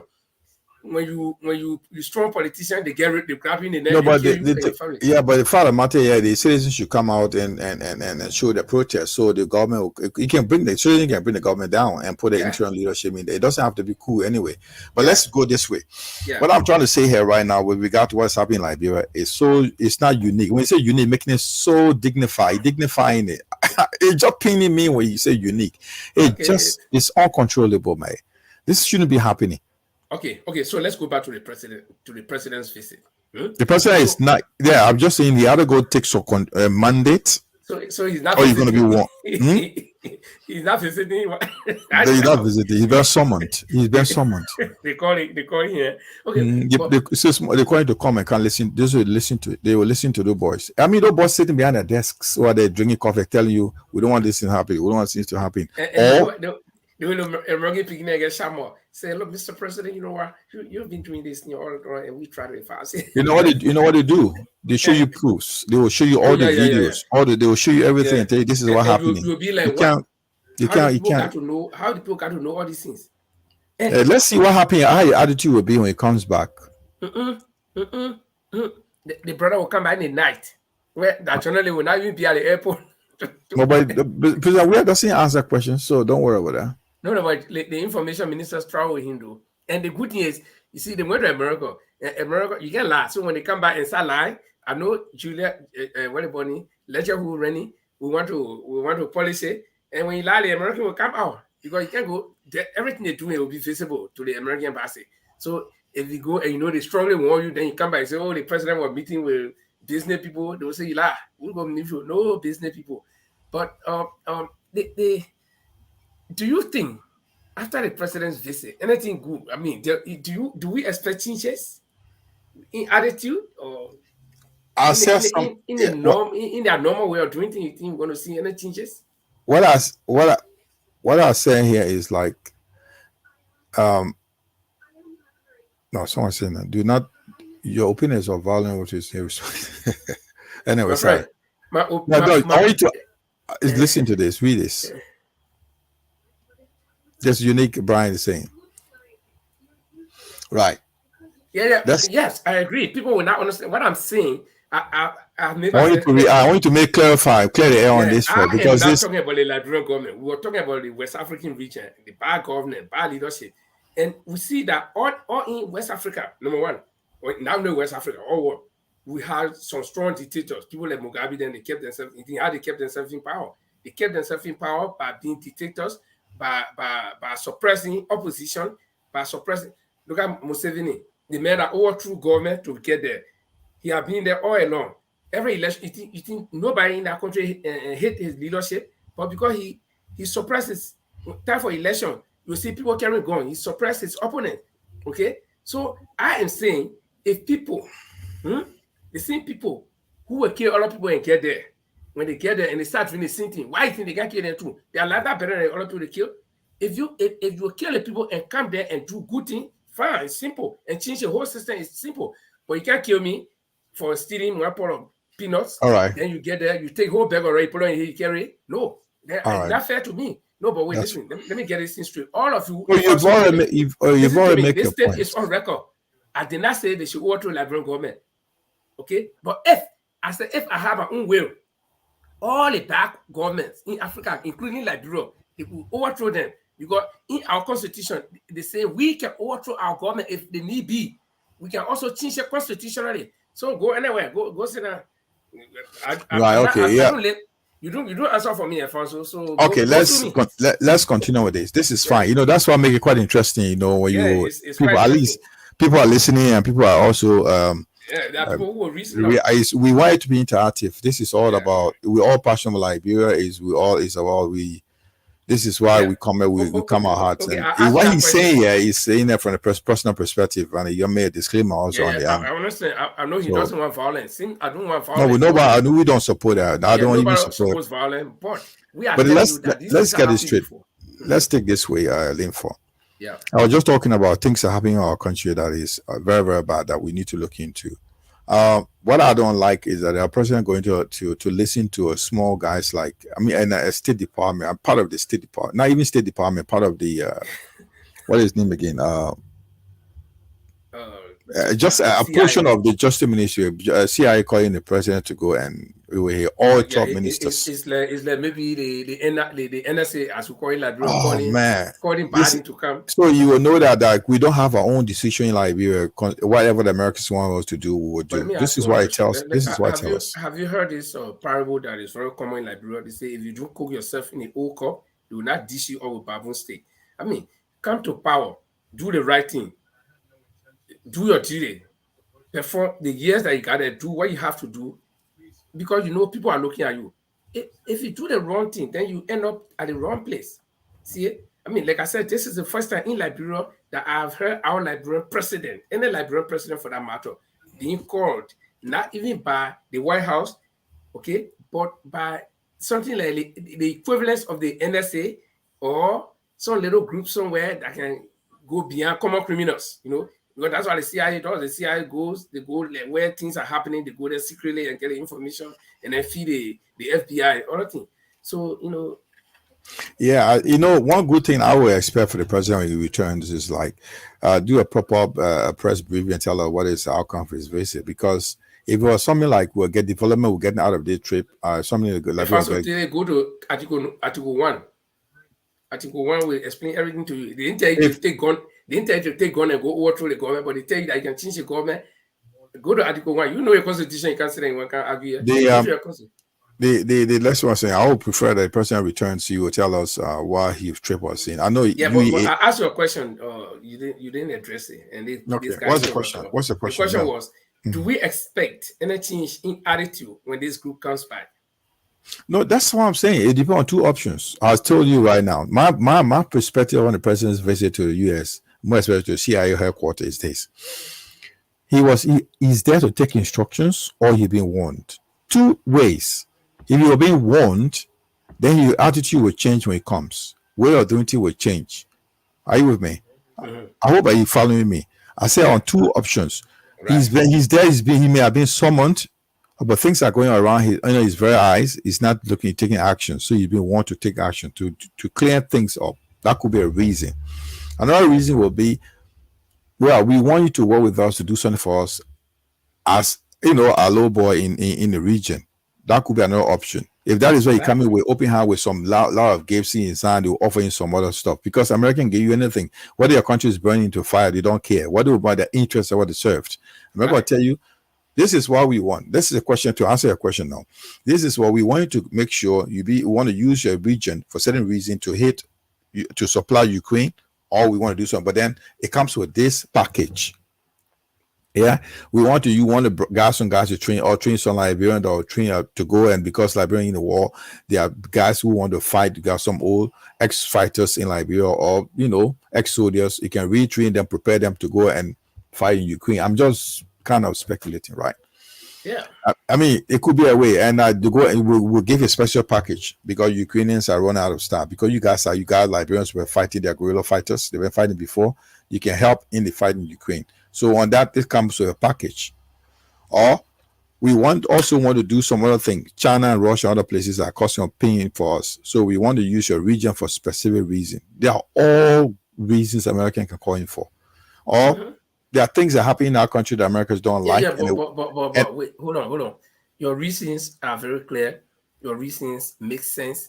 But which department, if this thing concerns war, or I mean, I'm not saying it concerns war, but if it concerns anything like any interest like what you're trying to say, tell me, which department should be the one calling the president? Shouldn't it be like defense? I mean, no. The CIAs are don't mind the CIA. They are very powerful people because they do all those dirty works for the Americans. They know what is at. They go video ahead of time. They're always ahead to make sure that they get hands-on information. CIA will be the first group of people who will be telling the president, "This is what we want you to do." They'll come and meet you in the office, sit with you, do everything with you, and tell you what they want. They will be the first foot soldier for the Americans to go and find out what they want the Americans to do. 2 ways, trust me. CIA will tell you this is how we want you to run because they do the job for America outside of America. They are outside America. They work outside America. The FBI work a lot in America. The CIA is outside most of the time. So deal with international issues, external issues. They are out there to speak for the Americans, almost like kind of security apparatus. You will tell them this is how we want you to run this show for us. We want you to make sure that the so-called Islamic things are coming up. We want you to prepare your region against it because if it's infiltrating to what other country? Let me ask Madagascar. Let me ask you before you go further. Have you had any examples of some leaders? I mean, America establishes interest all around. I'm coming. America establishes interest all over the place. Okay, but have you had any example where if they wanted to establish any interest like that they will call the president, not even people in the security area? Because the reason I'm trying to say that is that even if that happens, if that's the purpose, this will not be the first time that America has used Liberia as their interest point or as their what would I say, as their base, so to speak, to engage other countries. In World War II, I don't know whether you've ever had the opportunity to fly along the coast from Monrovia going to Buchanan. I have done. I was in a helicopter and somewhere behind Marshall, all the way along the coast, you see the guys run big tanks on the beach. They are still there, unless they dismantle it now, but they are still there. And we were told that that's why the Americans were using to fuel their ships and their fuel tankers. Yeah, but listen now. Then we also had the Omega Tower that they just took down. Those were used during the Cold War to spy on enemy submarines and other, something like that. Okay, but all those things went obsolete.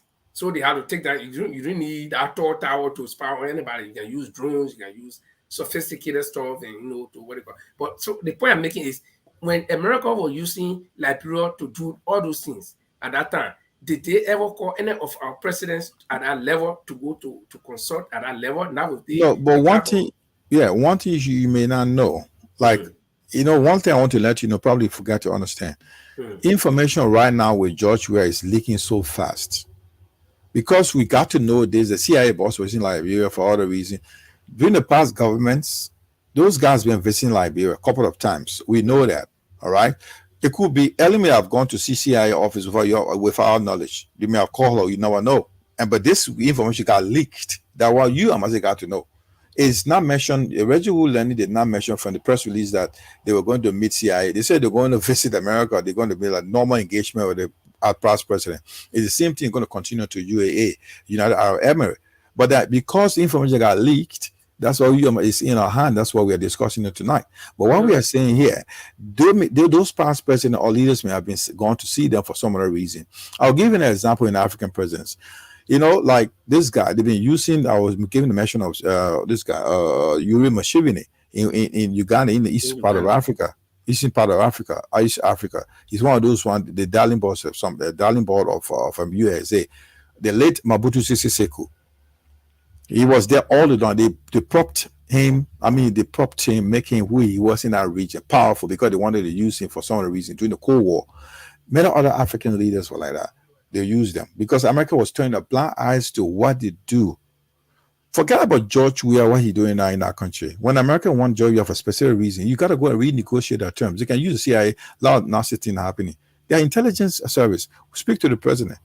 Because Liberia almost like a stepchild to America. Bring him over. He like to come with the flamboyant thing with the team. That enjoys some fun. This could be 3-man visit. You got a whole team coming to you to have fun because on the government expense. All these guys will have a nice ride, have free money, enjoy that. Then for those days, you're going to be in America. So they will enjoy it. We like to travel, a padam and other stuff. When all the guys, all my men were going, why you take all huge people going to America for what? It's on the expense of the government, Mike. But what I want to let you know is that there are two reasons. Believe me, he may be asked to do some. Why take the defense minister with you? Why you take defense minister if it's not something? Why you take justice minister? Those are key people, Mike. Let me ask you one. Let me answer the two questions. Why the defense and the justice minister? Now, the first thing is the defense minister have been making some utterances threatening the population with elections coming, and we know that no elections. That's not something to hold in against. That's nothing. No. Oh, okay. It didn't threaten anybody. He just warned that Liberians should not get into coup or anything. He won't accept it. That's not threatening. He reminded Liberians that they shouldn't get into those stuff. That's not threatening. Very good. But they could also advise him that listen. That's small. Tell your defense minister. You lay your cow on the table, right? I got to lay my cow on the table too. Go on. I'm telling you that they will say, no, listen, elections are coming. The backdrop to this statement I'm making is that you remember that African president met with President Biden, and one of the main key issues during that discussion was the elections that were taking place in all African countries this particular year, that nobody should tamper with it. Then, ahead of the elections in Liberia, the defense minister will come up with like a stern warning when there was no need. So the people will say, no, listen. No, there was a need. There was a need to give that warning because there was a rumors that he been called. Listen, there was a need to get a stern warning. There's a rumor that people are calling him to escape. No, not defense minister. Not a defense minister. It was the chief of staff. Coming now. Yeah, they're coming now. There was a warning, there was a rumor. You don't overlook rumor. When there's smoke, there's going to be fire. People are rumoring around when we was visiting out of the country. Cool and all cool information coming here and there. And you don't overlook that. And he came up to warn Liberians. And this is his job. We won't take anything for granted. If you try it, we're going to stop. We're going to abort it. What? Nobody even going to try it. That's not a problem. You finish addressing the defense minister. How about the justice minister? How about the justice minister? The justice minister. He's the head of the. Let me answer your question. Go on. Okay. Yeah, the justice minister has been there all these years, 6 years now. All the depths that are visible, that even the ants that crawl on the ground can investigate and bring out some clear understanding. This justice minister has never ever come up with any explanation for what happened through his security paraphernalia, whether the police or the NSA or whatever. This justice minister has never said anything. We have never gotten any answer from those mysterious deaths that happened, that even happened in their own government. Their officials died. So probably they will tell you, look, listen, all this thing, and elections are coming. Look, I'm looking at the elections period. Because who should be holding the executive, the particular cabinet ministries accountable for what is happening if they're not giving account? You tell me. If the president is not making anything, if they are not giving come here, give me a break. If they're not informing the citizens what is happening, let's agree that the auditor's death, Princess Cooper, among many others, unknown Liberians that died mysteriously, We expect the ministry to come and give us some, information on them, Mhm. right? Whether yes, whether some report or not, whether we resolve it or we don't resolve it, right? We expect something's been done about it, nothing has been done about it. Who is supposed to get that ministry? Minister of Justice, right? Although deaths are happening, no criminal issues, and all those so-called alleged Yeah, crimes are taking place but in the yeah, country. nothing has happened. That's Oh, the come point here. I'm I'm making. going to ask you. I'm asking you now. That Okay, if the ministry is not committing to what she do, who should account? Who should hold the minister responsible for that? the president, If the because the president is not doing president, it, if the president is not asking the minister to do, who else should come in? The house, the house, the house, okay, right? okay, The, okay, the, the, yeah, okay. the house, Yeah. Constitutionally, the according to house, law, I will agree with you. the house. That's what I'm Yeah, but saying they to are, you now. The yeah, they are house all the should same. come in They and are all the call. same. They call Not the do minister. anything. They call the minister to question, like Mhm. what's happening here, what's happening. All those things that happened, nobody's calling this guy to questions. Nobody's asking them for this. The president is doing what he wants to do. His ministers are doing. He's not making report to the people. So nobody's doing it. So once those guys are complaining about, it's about their entitlement. The very House of Representatives and Senators are asking for their entitlement. They're only concerned with their entitlement, development funds entitlement. That's all they worry about. Have you heard about since the missing of the $16 billion Liberian dollars? Have you heard anything about any the House of Finance or whatever, or what kind of securities in the House? Have they called for any meeting to make sure this thing is resolved or to have the final say on this? Have you heard that? All the question you're asking, I told you point blank that none have happened. They are not even question for me to answer because it's clear. But the point I'm making here is that, you know, if you mentioned that if the president fails, because the first person who will hold any of his ministers accountable if they are not performing well is the president, because he appointed them. I mean, it's a separate branch of government. He appointed them. And if they are not doing, in fact, the president himself should be called to question by the House. Why is it that he's not taking steps? Okay. When he was about to dismiss Maggie, did they go to the House? No. He said, you guys can they resign. And he accepted a letter of resignation. So My issue was it was a no, I'm twisting of his telling you, arms. It was not this is his the power. choice. Yeah, this is the power. This is the extent of the power of the president that he can appoint and dismiss. That power is solely to him. He doesn't have to consult anybody. The same way Yeah, but when he's accountable to the other house. yeah, that's why the House should be holding him He's responsible. accountable to the House of Legislature, right? He's accountable to them. The House should be holding him responsible. But at the same time that the House can hold him responsible, he also has that gavel in his hand that he appoints somebody and the person is not performing, he can dismiss them. Okay, it doesn't have to reach the point where the House will call. But let's our time is fast spent. Let's move on. That transition, Our next topic. And just before we transition, let me do my disclaimer again. I did not say they should overthrow the government on Liberia. I was saying that government in Africa who will overthrow the country power and perpetuate themselves, if they kill people, okay, they should do better. Don't be afraid. Nobody's gonna come after you, my man. Yeah, how many days you're making a statement as individual. Yeah, free I will not citizen. be dying. I'll die only one time. Don't worry, but don't worry. When you go to you think why the other people who die, they can't come back. Don't worry, you're not going to Liberia very soon. Just stay here, so don't worry about that. No. I know you're going to Liberia 2028. I heard about that before. I'll go to Liberia during the campaign. I heard that you're going 2028, so don't worry. George, we won't do anything to you. No, George, I will say, George is my friend. Okay, let's go. The next topic right here that will take us home is rather very unsure. Is like something that nobody can confirm. But the United Party, the UP, the Grand Old UP, the powerhouse of Liberian politics, as they call themselves, the group that was in power for 12 years, they are still running to become president. Now, they remain mute.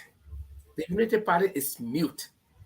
And all the rumors are going around that Mr. Henry Costa, the talk show host, has been chosen by former Vice President Joseph Newman Boakai as his running mate. But the United Party is not saying anything. And everybody just saying all kind of things around the place. People posting all kinds of funny things. So what is the real story? What is going on? Jima, have you heard anything? What's going on? Well, my information so far, I think I watched and listened to SKTV based in what's the country name? What's the state in the state of US? What is the state of something like? I can't remember the state. Okay. Yeah.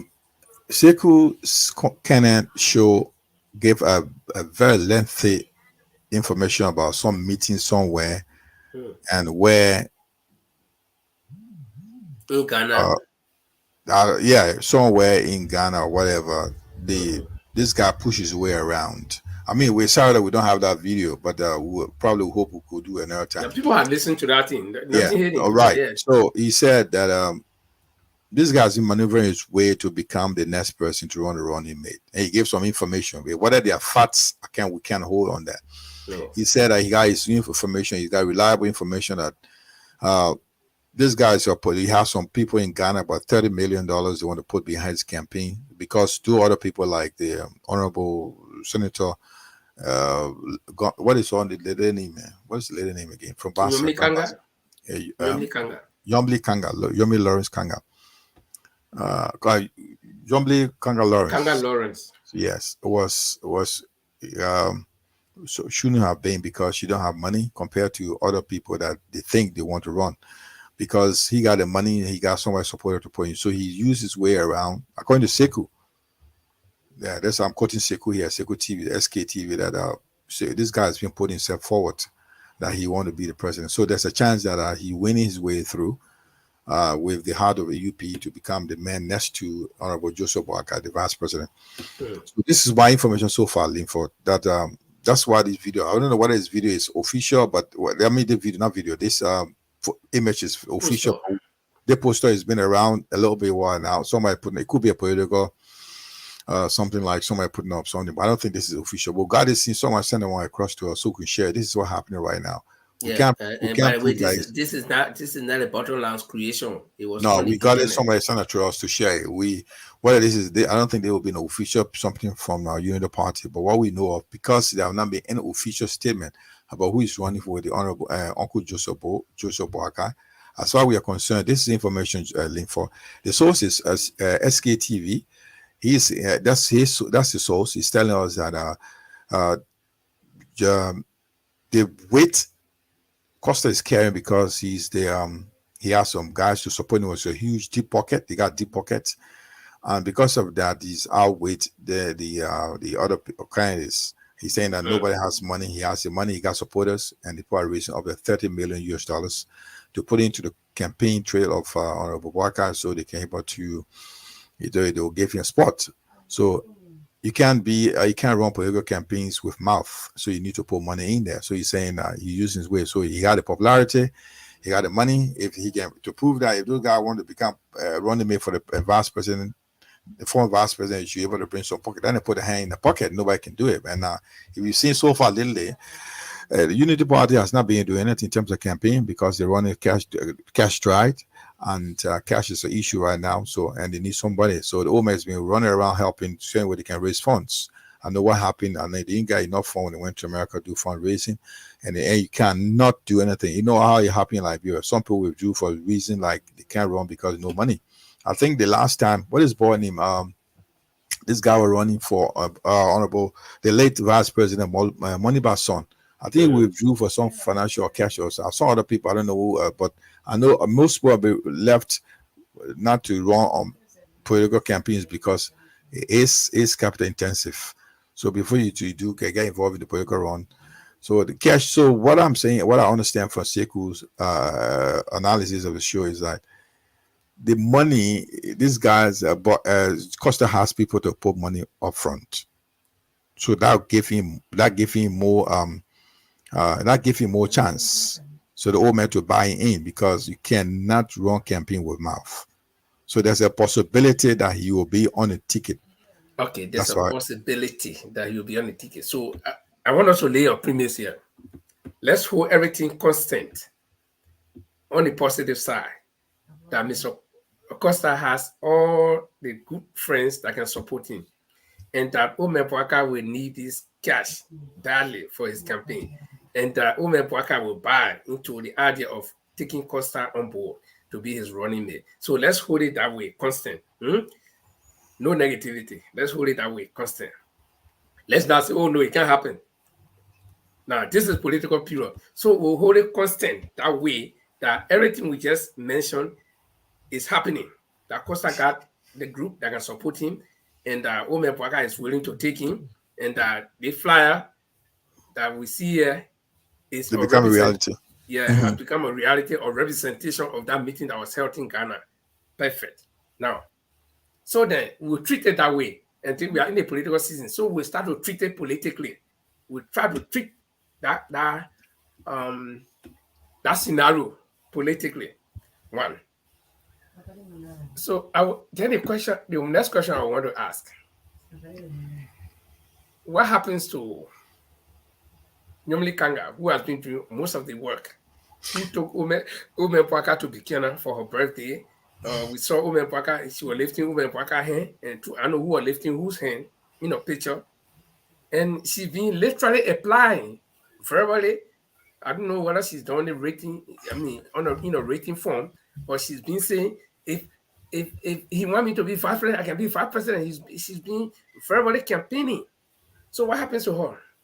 Yeah, I don't think that we should use as a reason, because if I also use another scenario where you see Honorable Prince Johnson going to see Honorable Boaka, and you could say that he wants to be the vice president.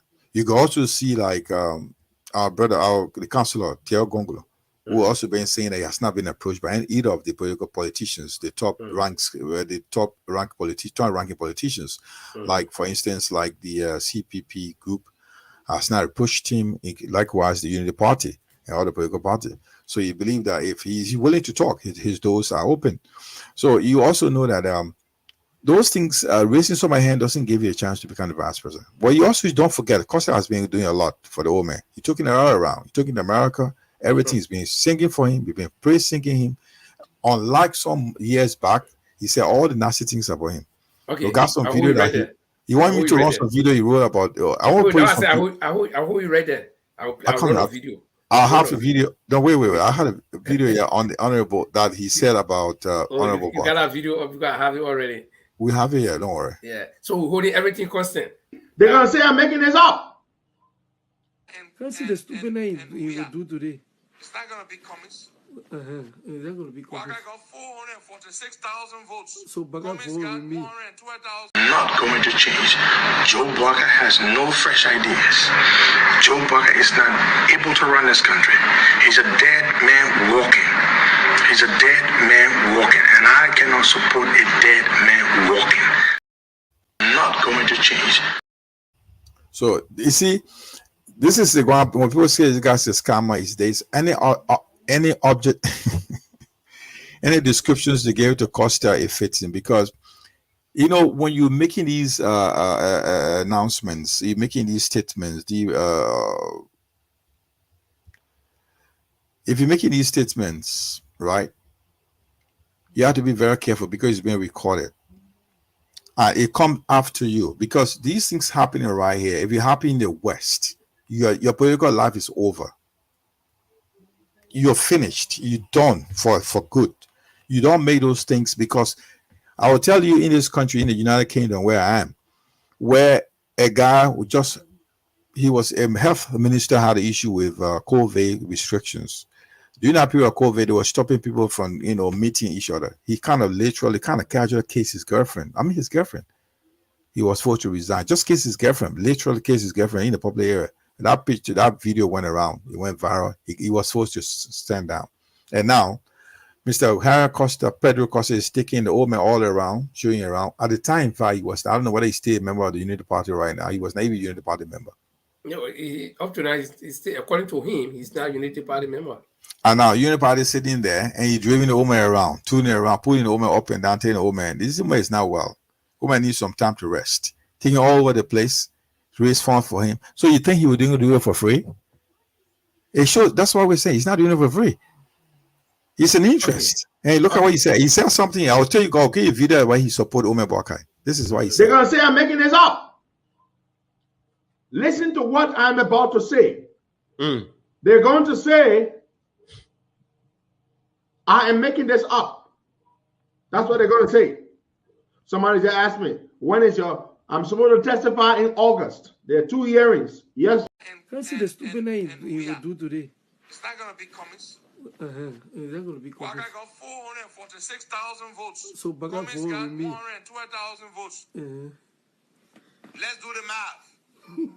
Someone else say, oh, but those numbers, they don't matter. They don't matter today. Fine. So we are showing these things. There's a contradiction in this guy's statement. I mean, these are old videos. You will see that for he said this thing tomorrow. He said another one tomorrow. He said another one tomorrow. So why? Let me tell you why I asked him. If they consider if Unity Party is taking Costa on because he's bringing funds to the party, I'll tell you, I got people that will put up to 100 million behind me. I will run on Unity Party ticket as a vice president. If that's the issue of money now. Because this guy with this kind of credibility, if Unity Party will see the bigger party is taking this guy on board because he got the mouth, he's taking the old man around trying to raise money. He can't even raise money. But he's going to Ghana. He got some people that want to raise 30 million for him. Give me from now to give me from now to July. I got guys with big deep pocket, and I'll put my name on the table, and I will go on Unity Party. I can match and beat that 30,000 to 100,000, 100 million. If the issue of money. I mean, this is what happened. So it got people Liberian to get concerned. The first and foremost, my brother, why the old man will be going around behind the boy, throwing around the world. And he's not one of the party. You answer my questions because I got a lot of respect for Joe Buckeye. I mean, seriously, I got a lot of respect for the old man. Very intelligent old man. I listened to him last time when he gave me a life history when you were from CWA. I mean, I like him. He's a very respected old man. I like him. His style is something. But you will see him, old man, when he's aging already. Yeah. He said, yeah, he did well for that country. He worked hard 12 years. He also worked in very civil servant. With all due respect. But why you be hanging around? Costa. The stupid name. I know you be running behind Costa all over came to America to raise for do funds. You want me to answer now? I mean, can I answer some of your questions? Go on. What the woman looking for behind the boy? And I will tell you one thing.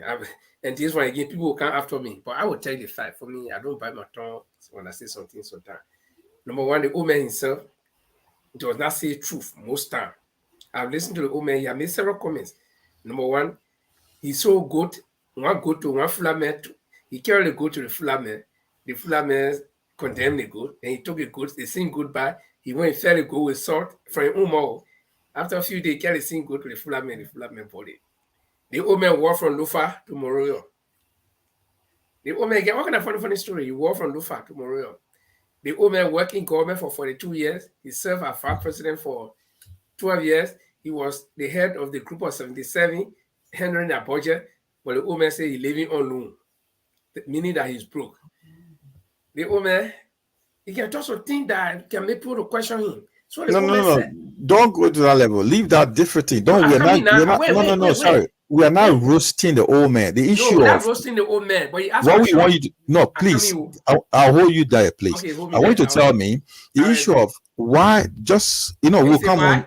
No, the reason is the point I want to roast here. I don't need to roast the old man. I mean, you got all your point. Don't roast him. What I want you to tell me why Henry Costa is carrying it around and why do you give Henry Costa a chance to become I'm not roasting the old man. I just give small background. I'm going deep again. But I want to say that there's something common between the two people.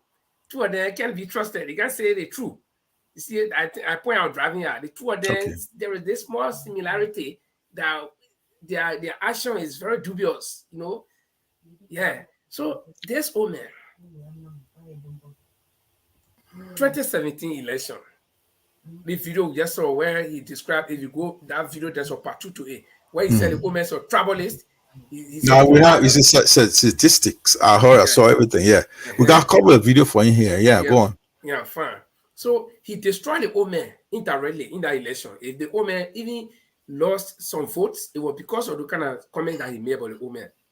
And the old man is so afraid of this boy that because of the boy got shot more, he can harm me in the coming election, which is now. So I will do everything. I will lay down.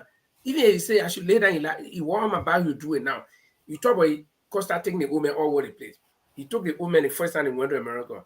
He went to cut his hair. The woman was saying now why they were cutting his hair. When he finished cutting his hair, then he told the woman go sit down. Then he cut the woman hair. Then he took him home. And before he carried him home, he passed the donor shop. I hope you're not making these things up. No, the pictures were on. No, the barber shop picture was there. The donor shop picture was there. How do you call it donor, man? A donor or donkey donor or donkey. Yeah, the popular American donuts. Yeah. Yeah, donkey donor. After they finish, right for the donor with the sign, right what I hear, right under the donor sign, to show that he carried a woman to donor shop to buy donor. Then recently in a house, I don't know whether that in a house or somebody's basement, they were playing pool. Group of guys were playing pool. They had a woman sitting down near the table. Then behind all the liquor bottle all around the woman. Then the woman was in like pajama trousers with slipper on his foot. I would treat a statement like that. So you want to show whether the woman is drinking, he drunk or what? So and the woman is so afraid. The woman will do anything practically that the boy will say because he's afraid that the boy will harm him. Okay. Well, how the boy harm? How would that happen? No. When you talk about harming, politically, not physically, but politically. But let me go further. Like you said, we don't want to roast the old man. I'm not roasting him, but I was just giving some background. Okay, this old man, he did himself, even down to all of the CPP leaders, down to Mr. Cummings and all the other people. They made one big mistake from the formation of the CPP. When Costa sat on his show and openly said that his COP will be a decision maker within the CPP, and that some old people will not consider and make decision for us. We all will be there. If they can't do what we say, they will have us to contend with. It didn't go far. When the same Costa was the mayor sharing seeds of this unity among the CPP, like you saw the video here, where he was saying, if the CPP will have to hold, the only person who can go second round, that means the same video that I was saying, yeah. You see, so those are, that is one of those various videos that he made, threatening the CPP leaders, and none of them, all the 4 people that are in the CPP, none of them came out to say no. They all bowed down on Costa, and Costa grew his wing, and finally he destroyed the CPP. Who called for the Unity Party to leave the CPP? It was the same Costa. Okay. As for ALP, he is a member of ALP. So his ALP was leaving. But since he felt that his ALP alone leaving will not bear any weight, he called on the Unity Party to leave. And even he made frantic efforts to call on the Liberty Party to leave, but they had to split into two. Okay, let's drop that one. The question is, do you think the Unity Party will take Costa as a running mate for VP Baka? That's a good question. And then I'll ask you why I say that they are still tight-lipped when all the false informations are going around. No, but this is just something coming out done not too long ago. It's just something recent. My friend, if somebody have you heard this statement that the best time to beat the raw is when it's hot? I agree, because what you're saying right now, I hope Taler Ure, who is always the CPP team, I don't know, Team Boakai, something like she does some kind of ride or anything that happens to you. When the old man was sick, went to the hospital. When somebody was talking about when the Ministry of Information came with information about the helping Mr. Uncle Joe, they came up with some kind of statement immediately that was inappropriate. They were reacting to the Ministry of Information press release. Yeah. Now, this story is out. We on the platform. This is not new. Sekou came up with the information. SKTV came up with the information. That sense, when the story came out, the 17th of March. It's 4 days now. 18 of March, sorry. Sekou made it something. Okay, and so we expected to meet a rebuttal on this issue. So, I don't know what's the name again? Ure, what is the lady name? Telia Ure. Telia Ure, who is the something like kind of head of the Team Boakai. She always prompt reacting to a story. Why is it that we're not getting any reaction from them? So I'm supporting your point right now. Did you also, according to this story, did you also hear that Telia Ure was part of that meeting in Ghana? I heard that. Okay, so she may be in a no. But the question you asked me, that was a good question, whether the Unity Party will agree to. Well, I don't think it doesn't lie in the purview of Unity Party to decide who Joe Walker will carry. It's Joe Walker who will choose and introduce the person to the party. I think that's how it goes. But I think since the thing about it is that I don't think there's any other Unity Party member. They're all hating because the only thing you only see, the only face you see really right now is if you come to outside here, you will see like the boy called George Bolo. I was in the George Lobo, what kind of name he has, who were trying to whisper words in the old man ear when he went to America. I saw that on the I was like embarrassing. Telling the old man who spent 40 some more years. I mean, we're in the civil service, this guy was not born. This guy, the old man civil service time, this is the level to which the old man had brought himself, where any turn taken Harry can take to him. And let me tell you one thing. This is my own observation. The Unity Party is not being robbed of young people, good minds, brilliant people. When the old man goes somewhere, see the group of people that are behind him, they are educated people. Why is it that they want to take an old man who is suffering from fatigue? I mean, I wouldn't want to discuss this. People will talk. No, he has aged. No, he has no. People because he got an opinion. It's fact. This is a fact. Yeah, the old man is aged. But he's aged and he's not healthy. And we should. You know what I was thinking? Let me look at some of these issues. Let me make my point for you. Why I say that some of these young people can step up to the task, that they want to use this old man because they know the party. I told you guys the last time. About money. When Edward Biankaseli died, the party died. Okay, until when Ellen Johnson wanted to come to power because she had been a loggerhead with all the other parties, she couldn't make her way through with any of the parties. Then she came to revive this their unity party, and she resuscitated the party, pumped in some money, and brought in some people on board, including the very Bwakai. And now Bwakai wants to walk in the spirit or in the shadow of Eddie. And so saying Bwakai want to walk in the shadow of Eddie, those boys are behind him and pushing him, and he succeeds so that he'll walk in his shadow. Now, Costa made one statement on his show long time ago, because I'm an ardent follower of Costa. Okay, Costa said Joe promised him that after him he will take over.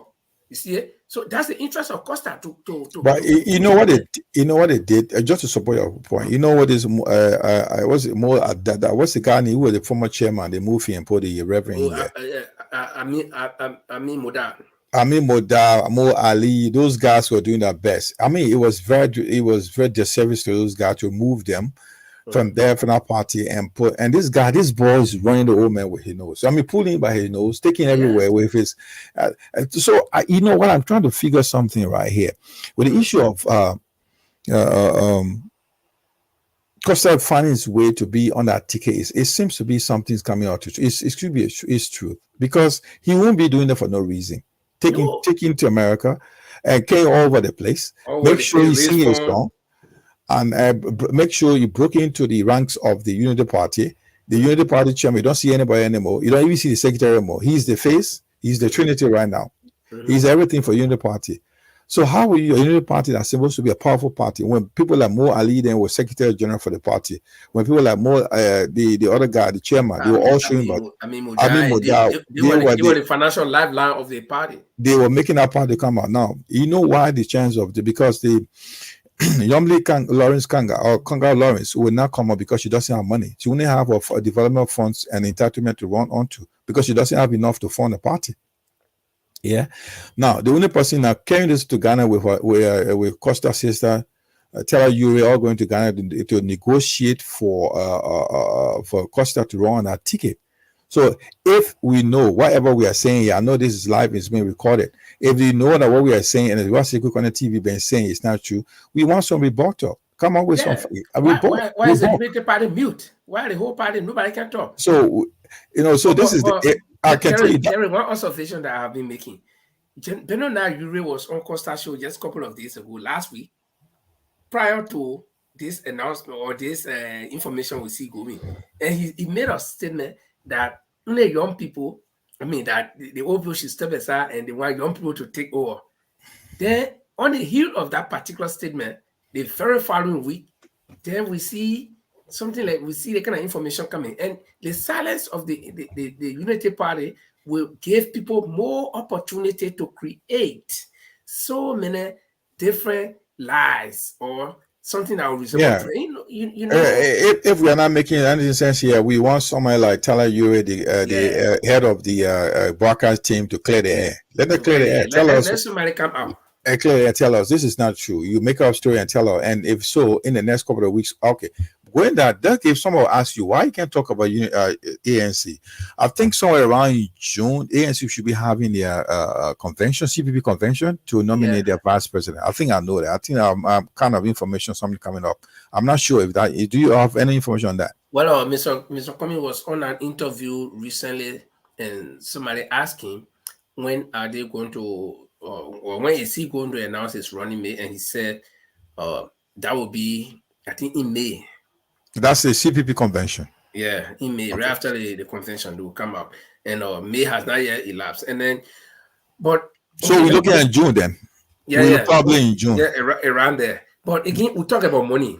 We saw Prince Johnson, who is solid financially, and with a young millionaire,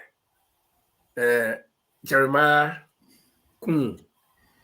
And the rumor was that after Prince Johnson visited the home there, Boakar, and Jeremiah Kun was now, or Prince Johnson was now carrying, because Prince Johnson always say, my son, you're now carrying his son over to the home. So if it is money, do you think Jeremiah Kun was now financially solid enough to win a bid that Costa will go and gather support among few foreigners?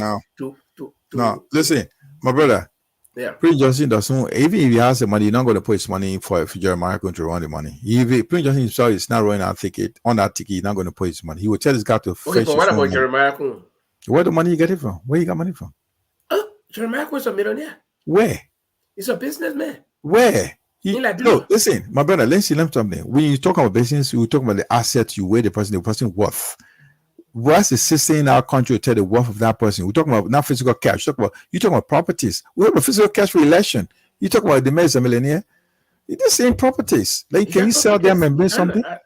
If you talk about everybody in Liberia is a millionaire. No, I'm sure that because I've been hearing. Listen, I've been hearing that he and Floyd Toman, they are the two guys who command some little, financial powers in Nima County. He and Floyd Toman. It could be. I'm not disputing that, but in terms of supporting election in Liberia is something different. That's a total. Even you see, we always talk about Mr. Comey, who even is one of the well-off person in a whole something. You know how I say like with election, even with your own money, the party also raising a lot of money every night in the year. The CPP, ANC, CPP raising money for fundraising. That's why Mr. Comey being okay. They're still raising money to supporting his campaign. So it's not easy. You see, no other parties doing that. So it's not an easy thing, my brother. You have to be strong enough. Look, you know why? Let me ask you. Let's forget about the financial part. Let me ask you the question. Elections are all about numbers. The financial part is there, but the most important thing is the number. And then when we look at Jeremiah Kun with Nima County, the Unity Party was jubilating. And something has been happening today. Since Unity Party, recently. Every time something kind of oil, but then you see the people jubilating and come to the cost. This thing Costa thing. They've seen people who can be arguing about Unity Party. Some of them are congratulating Costa. So it means that this thing is true. That's why Unity Party has not come out. I just want to lay that to rest. That Unity Party has not come out to say anything. It is true. We should challenge Anderson. Let's challenge the Boakar team to come on and clear the air. Come out and of course officially, but clear the air. Tell us what we are saying. This is a platform. All the small supporters come and tell us. Congratulating, and they see small supporters of the Unity Party when the news was circulating recently again that Prince Johnson is taking Jeremiah Kun. They were like, oh, Nima County is gone and blah blah blah blah blah. But let me ask you the question. So try the Nima County, the Jeremiah Kun, and all the people that they don't have money. Normally, Kanga does not have the money to be as vice president. So now, Joe Boakar, I told you that we hold everything constant. So JMB now is taking Costa, holding it constant. Can Costa deliver a crowd to GMB? That's a very good question. He will have done that when he was COP was holding together. That was the days of Costa, right? When COP was holding, when this guy could make numbers, he was a crowd puller. He was a crowd puller at the time. You see this video we've been playing, a lot of contradictions in this guy's statement. So it makes people to have an integrity issue already. Or a lot of videos running on him here and there. They are really tarnishing his characters. That really had a dent in his characters. So now, then he will have been a possible candidate I mean, a possible chance during the time of the days of the COP. That was the best day you will have been how to say, you have been the best person to run on the ticket of any vice president or any presidential candidate. That will be the big boost. Okay, But now, I'll come in. I'll come in. Let me go to that. But the recent revelation, up to the recent revelation, you know, like you said, I was getting a couple of things that the guy is not cohesive or coherent in what he says. The late, may he so rest in peace. The late Cassell. He came out, he said he was campaigning for Danica, promoting Danica. I said, why are you doing it for? He said, oh yeah, nobody the guy, I mean COP here. I don't have money. I'm quoting him right now. I'm running my show. I have a business. I'm listening to that. I'm out business. You're putting it, they are all rich. You didn't give me anything. I got people to pay. I'm doing it for a business. I'm a businessman. You hear what I'm talking about? How does that sound to you? Integrity issue. According to him, he said he's a businessman and nobody's paying him money. Nobody paying a dime. But they're all here. Nobody paying that. I need to pay people. So this guy gave me money to promote his campaign. So according to him, he said Daniel Cassell offered him 40,000 monthly, but he refused it. Yeah, but why? But no, he said he been paid. You were paying pay. He said you were support, but he still support Joe Barker. However, he still campaigning. What a big contradiction right there. So people, Liberians are not stupid. They begin to say, what is guy? That guy's a hustler. I mean, he's a hustler. You can fairly, he's a hustler. So this is why you see what this guy became. Delon became very popular when he was running a campaign with the light. From the start when he coming up, that campaign, that momentum he kept. He slipped. The brother slipped some places. We saw it. Those mistakes he made will make his popularity to go down. When you maintain that popularity, they got won hands down. I just want to compare things here. When Darius Dillon was doing that campaign in Monrovia, everywhere, I got calls like, whether we like it now, our people, I'll represent. I mean, I'll send it Darius Dillon, because what he did, he was concurrent, and he was saying something that people want to know. He was giving information that we don't know about the pay, what he was using. This guy was not abusing the integrity of his own integrity. He maintained that record until he won the election. Until he got there, he was in a candy jar. He started slipping up. Now, I was saying to you, the time this guy was COP chairperson, when COP were holding together, man, that was the best time they got to be anybody, best candidate, and he would have won. But today, that's going to be a disaster for Unity Party if they put his brother there as a running mate. I'm telling you, they went away, but the Joe Barker has no choice because his arm's been twisted.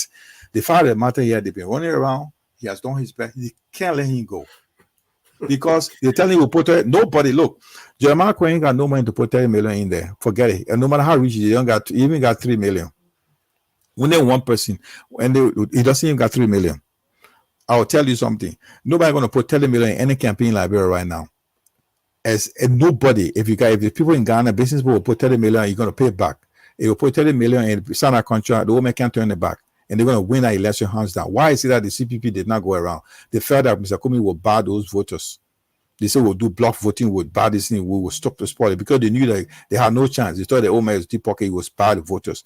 So with the money, that's the only way you're holding up to the thing. If they can provide 30 million for that campaign, who is Omar Bakari? They running around the boy. They sitting there in the basement, putting it around the one they playing pool.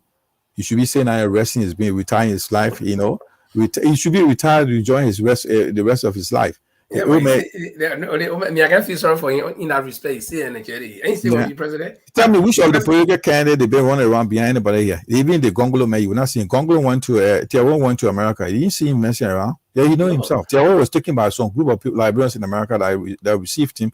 He was well received and taken around. He went and saw some people. They didn't take him. As we speak now, Mr. Cummings in America. You know how he's not been running around anybody. He pays his own bills. He does a lot of stuff. Tell me which of political aspirant is being treated like a child all around, running around, they want to go sitting down, they put 200,000, 20,000 for, or 22,000 for raising campaign, or something. Even we went to Germany to do something, we could raise more than that for a fundraiser. But let me ask you one final question before we take our leave. Our time is spent. The other question I want to ask is very critical. When Mr. Cummings declared his intention to run, people came all kinds of things against him. People call him foreigners, even a very Joe Barker referred to him as stranger. Costa called him stranger in Liberia. And this is a Costa And if I should be very fussy, if I want to be fussy now, nobody can show me 5 or 6 or no, let me just make it 3. 3 Costas. Because I know Costa is a Spanish name. Okay. No Costa get village anywhere in Liberia. A Portuguese name. Yeah, the Portuguese name. And Spanish people also use it. Now, Ogue got village. We got town. Okamara got town, got village. Okay? But that's not the point. You call me stranger because he had been away for a while. For the past 6-7 years, Costa had not been in Liberia constantly for 1 year.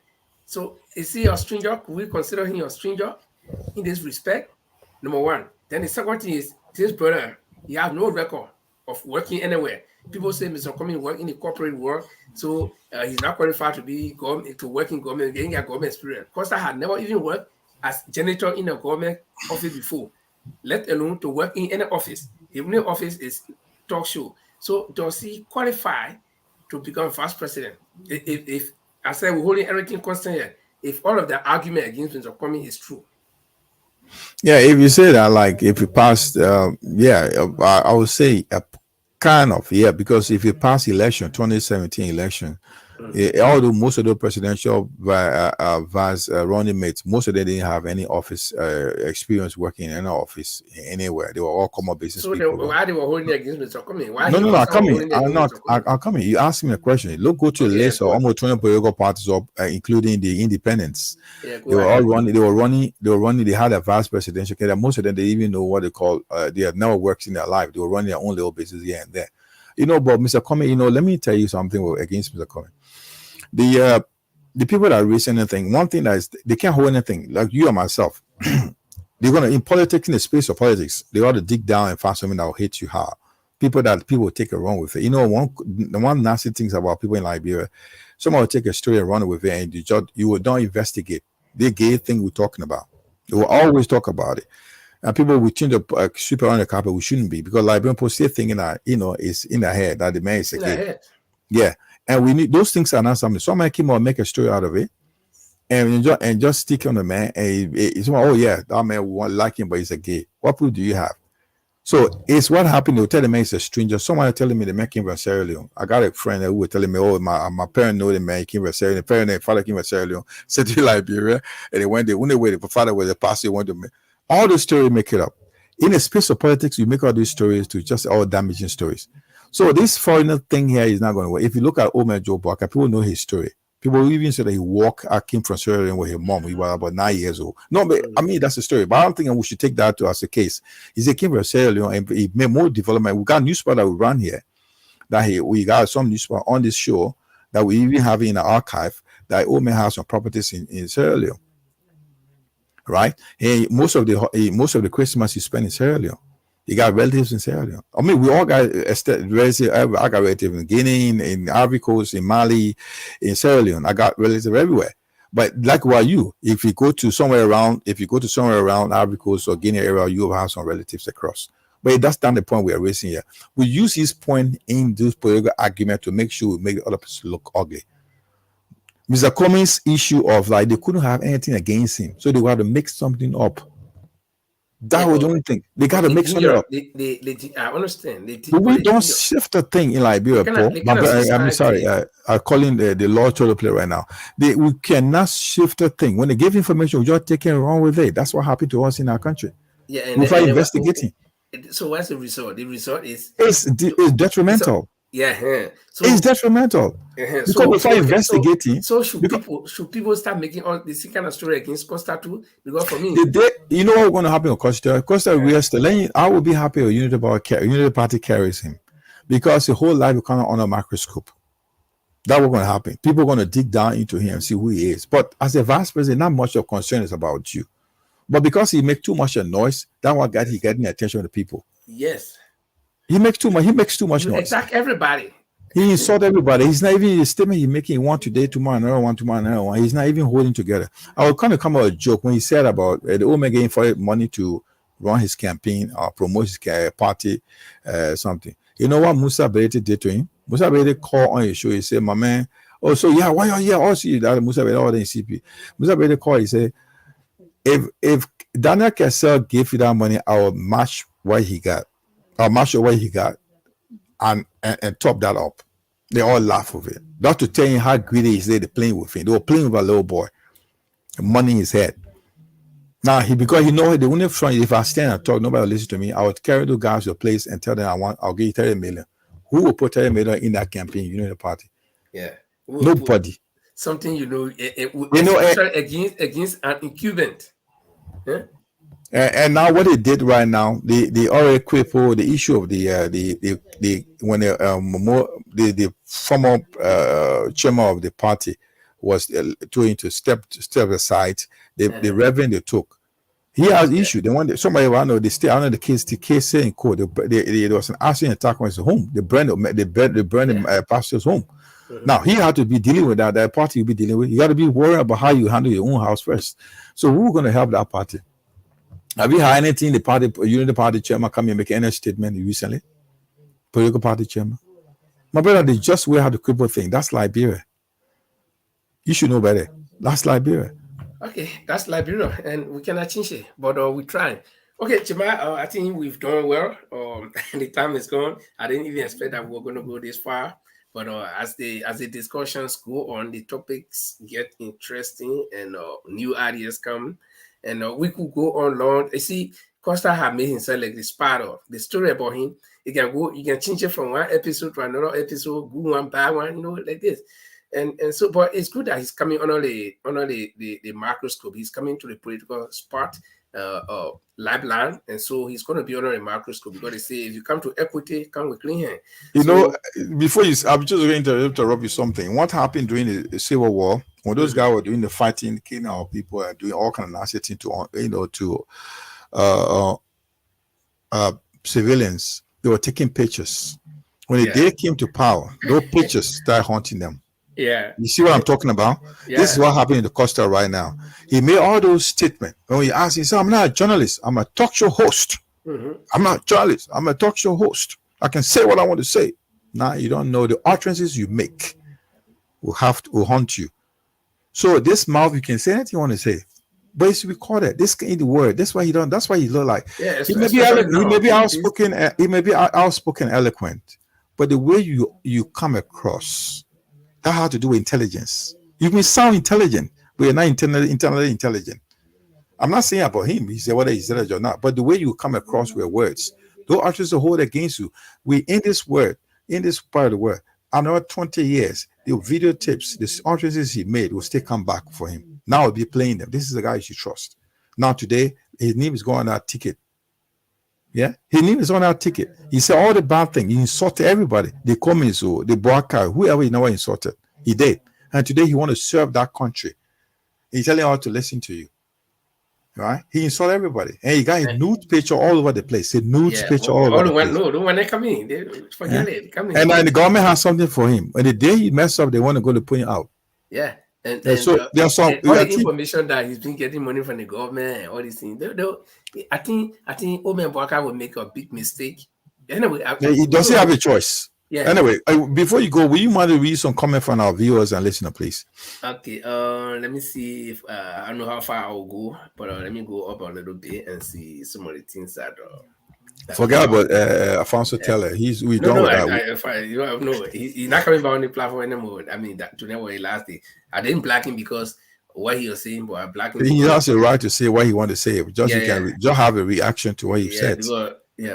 Okay, so we're talking about the visit of the president, and we're all speculating because, again, like we said, in the absence of the fact, people will speculate. People will build up their own pyramid of theories and they will dwell on it. So some people we were saying that he might be questioned or something here in his interaction.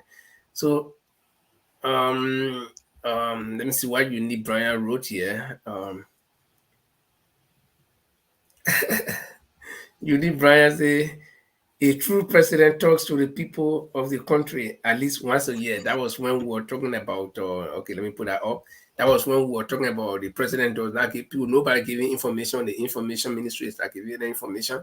So, and definitely a true president will talk to his people once a year, at least just once a year. And And then she also gave her own opinion or speculation that probably because of the drugs that are coming in the country is why they calling all the top government officials, including the president.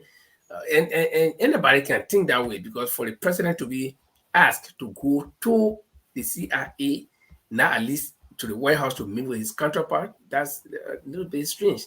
And Paul Philip also wrote here that because of bad leadership, and that was when we were talking about the things that are happening in Liberia and why things are not changing. It's all because of not only Liberia but in Africa as a whole. It's all because of bad leadership. And Eunice Bryant also wrote this one that all African countries think that their own country are worse. Yeah, it's true. And Jamal kept pushing me to to answer the question, which country in West Africa at least that have got that money, like $25 billion or $60 billion. Yeah. So and I would think that my country is the worst. So the people in Sierra Leone, whether that $100 got missing, they would think that their country is the worst. Some time ago, I saw that people in Sierra Leone were demonstrating. Why we think that Liberia is the worst? The other people always think that they are the worst. And so, but we have several comments coming here. And Alfonso Taylor said, I should not give that kind of opinion about violence. Okay, let me put it up. But again, I will make a disclaimer on this. I was not actually saying that they should go through the government or Liberia, but I was just making a comment. Or relatively comparing things that happened in the past and things that happen in the present, and that's it. But I take his advice into good consideration anyway. But it shouldn't be understood that I was calling for violence in Liberia or any other country for that matter. But if you do something, expect the same thing that you did to other people to happen to you. Okay. Yeah, because of the internet, a lot of information are exposed. So Merula Moore was very, very on point on that one. And so those are just a few of the comments that we had. There's so many, we can't read all. So we want to say thank you very much for being with us tonight. The next time we'll be here will be on Friday, next Friday. And I think I want to believe that the ladies program will not come on this week because I've been talking to them. There's some technical things that they have to work on, but in the following weeks we'll all be here, and so Bottom Line is going to keep busy. Or for sure, Bottom Line is going to be here on Friday, and we'll bring you more information. And by that time, probably, Jamel, probably by that time, we would have seen some statement, something from the Unity Party regarding this news that is going around. And so that, for me, politically, there are two big news now happening, that the ANC or the CPP has taken the neck to court to put a halt to this whole registration thing. And I am hoping that they will not continue to go and register, because, like we said, it's time consuming. You can't go and register all the people, then finally the court rules that you should start, then you got to reverse the whole thing again and start again. So I think the court, for me, the main call will be on the court to move swiftly to take a decision. Either they see they look into the case, or they say no. What do you think, Jima? Your final word. I think for me, thank you very much. Thank you for the time. Thank you for the comments across, and those who view on listen to on the radio, and you take your time to watch on the show. We say thank you for your time, and whatever we say here is personal.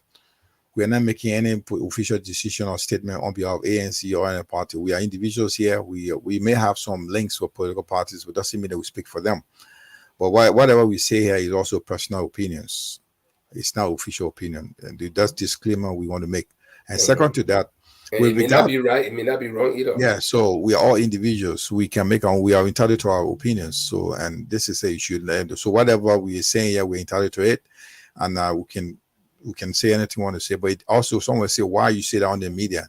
Well, this is a platform. You can say anything. We heard what we've heard people. We have heard a lot of talk shows. They say something like even abusing and stuff like that. With nobody saying anything. This guy, what Linford have been saying here today was, you're making a statement. If the word he was using a kind of conditional phrase, if, but that doesn't mean that he wants it to happen. Because if somebody is speaking of that manner, I mean that he's passionate for something that he wants change to a level that he's not asking for it, but to the point that if you watch what happened in Nigerian election nowadays, I have some friends in Nigeria without Nigerian resort, they say they will even wish for war to enter Nigeria. So they can't do that because looking for a country there was war, you don't wish for war in your country. That's the last thing you ever wish for.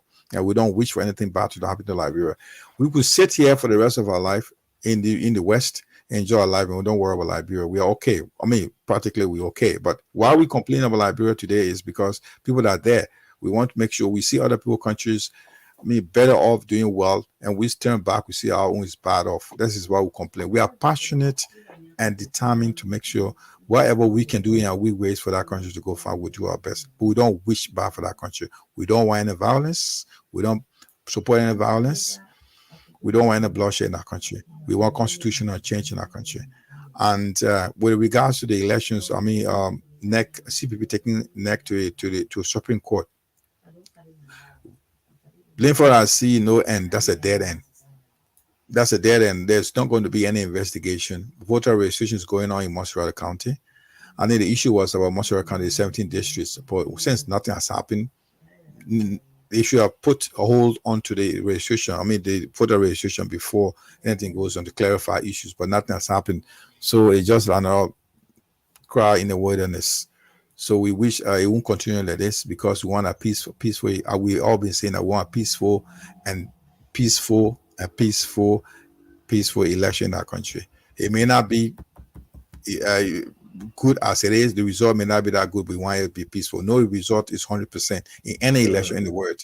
But we want anything to be peaceful. We want our country. We have a lot of bloodshed in our country. We want it to happen. The generation that come, we want to live in peace. We want to enjoy Mother Liberia. So whoever listen to us, please, thanks for joining us, and we had a great time. Please always tune to our radio. We're on 247 Borderline Liberia, always on the radio. We have these things live, also relay on the Borderline, on the Facebook, on the YouTube, and we'll be showing our Instagram and Twitter page very soon. Thank you very much. And do not forget, Mr. Comey is going to be in Sweden. So, like I told you, we'll keep reminding you. But we want to take you home with this one.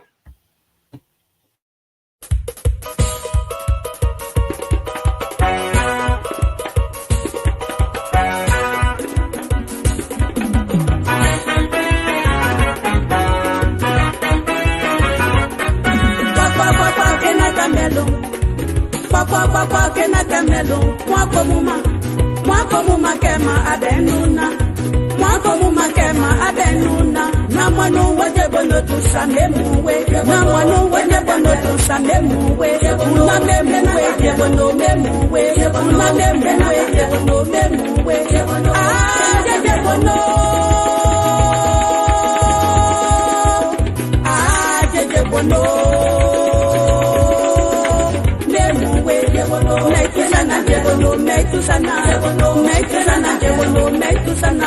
ya kaima wala de la